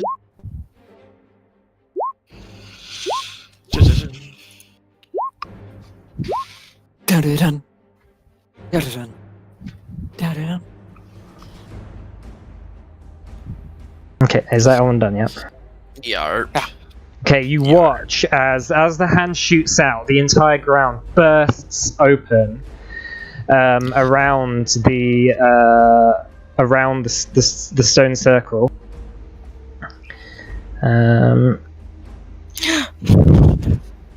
shooting out of the ground is this like shadowy figure, which just begins to like reach up, and it looks humanoid, but it looks like it's got like made of just pure billowing smoke and dark energy, with like giving off the occasional hues of black, sort of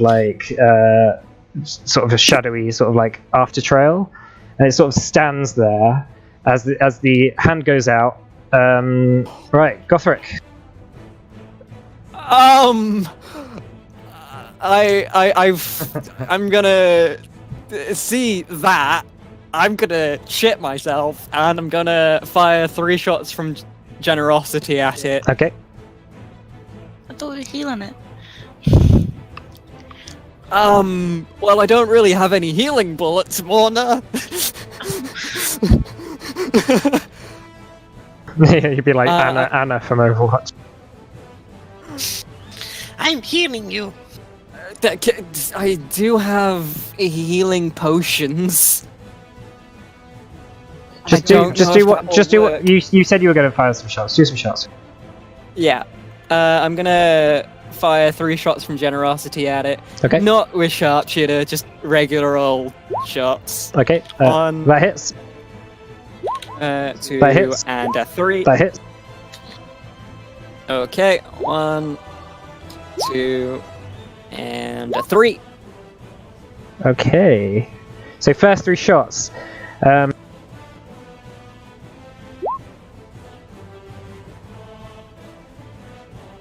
Sorry. Okay, yeah. First 3 shots shoot off into it. You watch as you sort of are firing at it.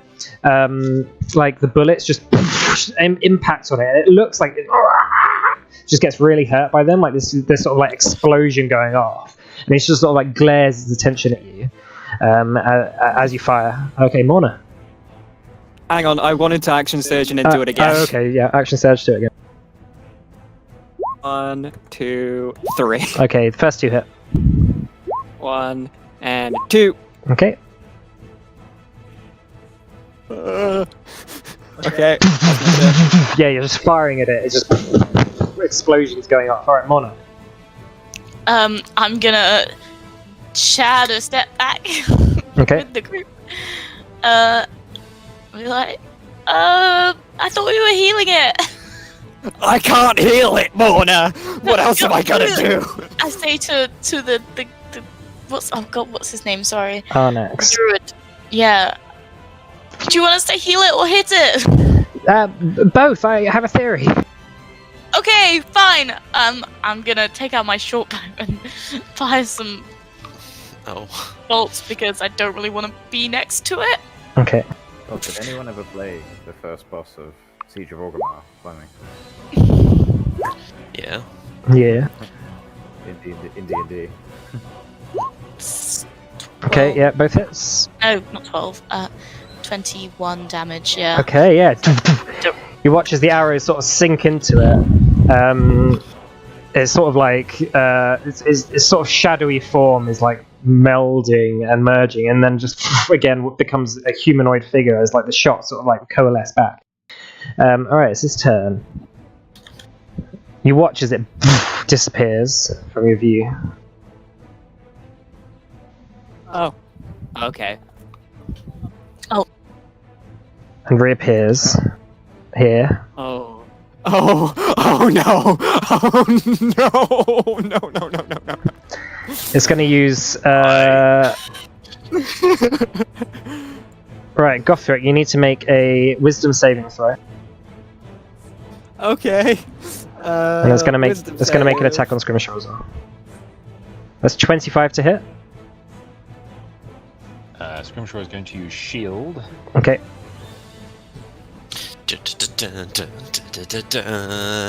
Okay, Gothric, you are frightened. Yeah, I was frightened already. And you take 26 necrotic damage. Oh god. And you're also paralyzed. At a 19. Yeah. Oh god. Oh god, guys, help! Help! Help! Yeah, you're frightened. So whilst you're frightened, you're paralyzed. Okay. Okay. Also, you also watch as its form begins to sort of almost regenerate slightly, as it sort of coalesces back into sort of the like, you know, like the damage it's taken is beginning to heal itself slowly. Okay, right, Scrimshaw. I'm going to try and cast Banishment. Okay. So, Actually, you started your turn, so you need to make a Constitution saving throw. Yeah, you started your turn within 30 feet. Alright, anyway, yeah, everyone should have done that so far. but it's fine. Scrimshaw, yeah. Constitution. Okay, you just save. The fuck? Okay, you're going to try and cast Banishment. Yes. Right, is that a Wisdom saving throw? Charisma. Charisma. Okay, that is a 16.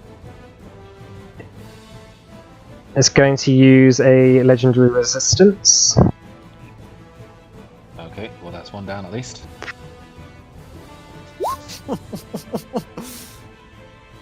Okay. And it's going to use a legendary action after your turn to cast Enervating Focus on you.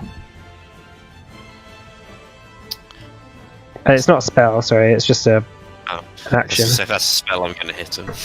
But that misses, so... Alright, Roxanne.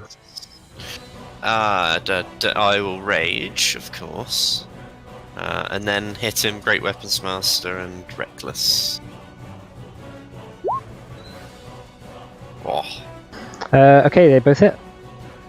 that's only Oh one. yeah, sorry, yeah. That one So, hit. I mean, I could do two. Okay. 23. Okay, right, second attack. Yeah. Oh. Yeah, that hits. Yay. Boosh. Okay. Right, Gira.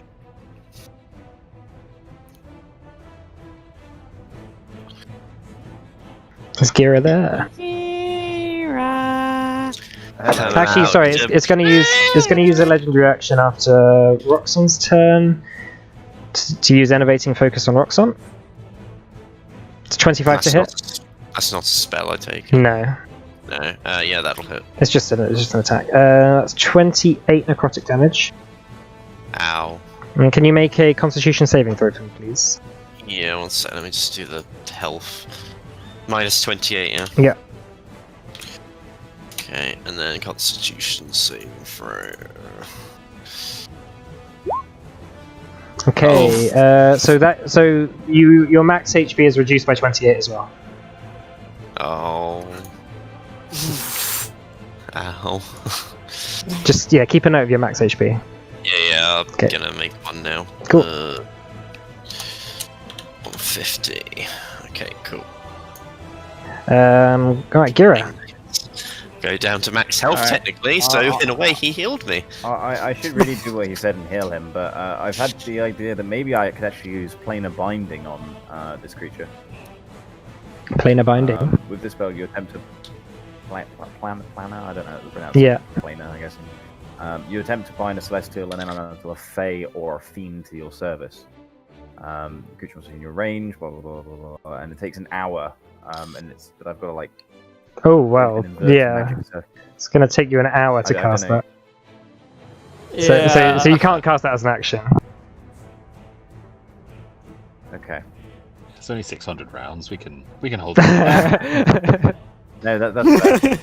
That's fair. Yeah. So the way that That's works fine. is Okay, yeah, basically it's like summoning. It's pretty much like summoning a familiar, but for like higher level. Like. Right. Okay. I think the idea is you have something like trapped in a magic circle. Or Yeah. something. Yeah. Right.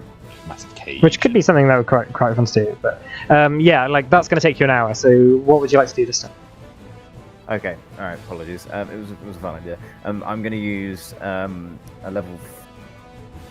Probably a level 5 big heal. Not the mass cure wounds. Mhm. I'm just it was cure wounds. All right, that's a melee. That's a touch. Oh no. Okay. Sorry. I beg your pardon. Healing word. Sorry. Okay. I was like, which one's? I couldn't quite remember which one was it. Apologies. So I'm gonna do that at level 5. That was terrible. Okay, yeah. So you watch as the healing magic goes off and begins to like go around it, and it just you just watch as it sort of reels back in pain, and all that sort of regeneration that was going on, like with its thing, just like suddenly halts, and you just watch as that entire layer of like shadow just dissolves off it. It looks like it really hurt it. This makes sense because it's a negative realm thing. You can heal it. Okay, I get it. That was actually quite a good roll, but like 11 and 8 doesn't seem like a big heal, but I guess it is. Yeah, healing word doesn't heal a lot. It's more just a bounce people up and down spell. And I think I'm not going to move. Okay, I'm happy cool. here. So then it's going to use its last. How close are you? You're 20 feet from it. Okay, it's going to use an innovating focus on Scrimshaw. Okay, wisdom save, right? No. Oh, that's a 17. No, it misses. No, it's just it's a melee weapon attack, but Cool. it's got like a really long reach. So. All right, Arnax is seeing that. He's going to take a couple of steps forwards, and he's going to come up to the circle, and he's going to start casting something, like on this circle. Like he's like he puts his hand on the circle, and you watch as all these like green runes just begin to light up that were just hidden from the stone, and the entire circle now begins like swirling with this magical like nature energy. Right, top of the round, you watch as Arnax does that. There's another shake in the ground, and circling out from the center of this like thing are all these spirits, these negative energy spirits that shoot out. So they all come out like that, just begin to like swirl around. Uh-oh. I'm just gonna roll initiative for them. Okay. Oh, that'll be after. Let's give Alex one. Okay, so Gothric, top of the round. You are paralyzed. Make a. Do I make a con save first? Hang on. Is it a con save? Yeah, it is a constitution. Wisdom saving throw. Alright. Are we supposed to know what the 12 and the 20s mean? What 12 and 20s? Oh no, they're 20 feet up in the air. Okay. What about the 12 on the big thing? Oh yeah, no, that's just for me keeping track of legendary resistances and legendary actions. Cool. Yeah, red is one legendary resistance, and 2 is the legendary actions that it's used so far. Oh no, it's used 3 now. Right. Okay, so Gothric, you are still paralyzed, I'm afraid.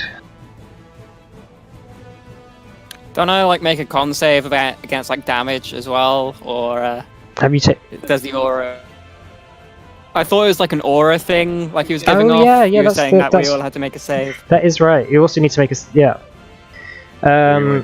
Yeah. So can everyone make a Constitution saving throw for me, please? Actually, Gira, no, not you, not Morna, and not Arnax. So just Roxon and Gothric.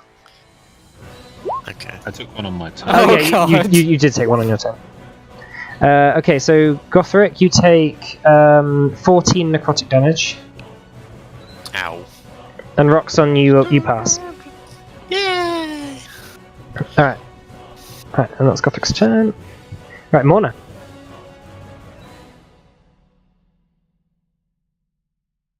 I think Morna said she I headed think off. she's somewhere. yeah, I think she's maybe still on the phone. Okay. Did you want to do Morna's go then, Richard? Sure. I'll just get her sheet up tab because still on the tablet. Okay. If you just tell me what she does, then I can just roll it. Okay, so let's say she just runs up, does her attacks, flurry Okay. blows, runs back. Okay. Is that quarterstaff or no, frosty fingers, isn't it? Frosty fingers. Is that three attacks? Hit.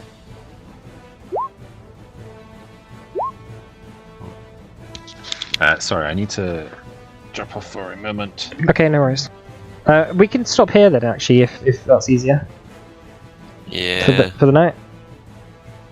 Yeah. Yeah, let's stop here because it's 10:02. So thanks for coming, guys. We'll pick this up next week, halfway through this, and then we'll see what happens. Okay. Thanks for coming. Okay. Thanks Cheers for running. Thanks for the run. Bye. Thanks for the run, bro.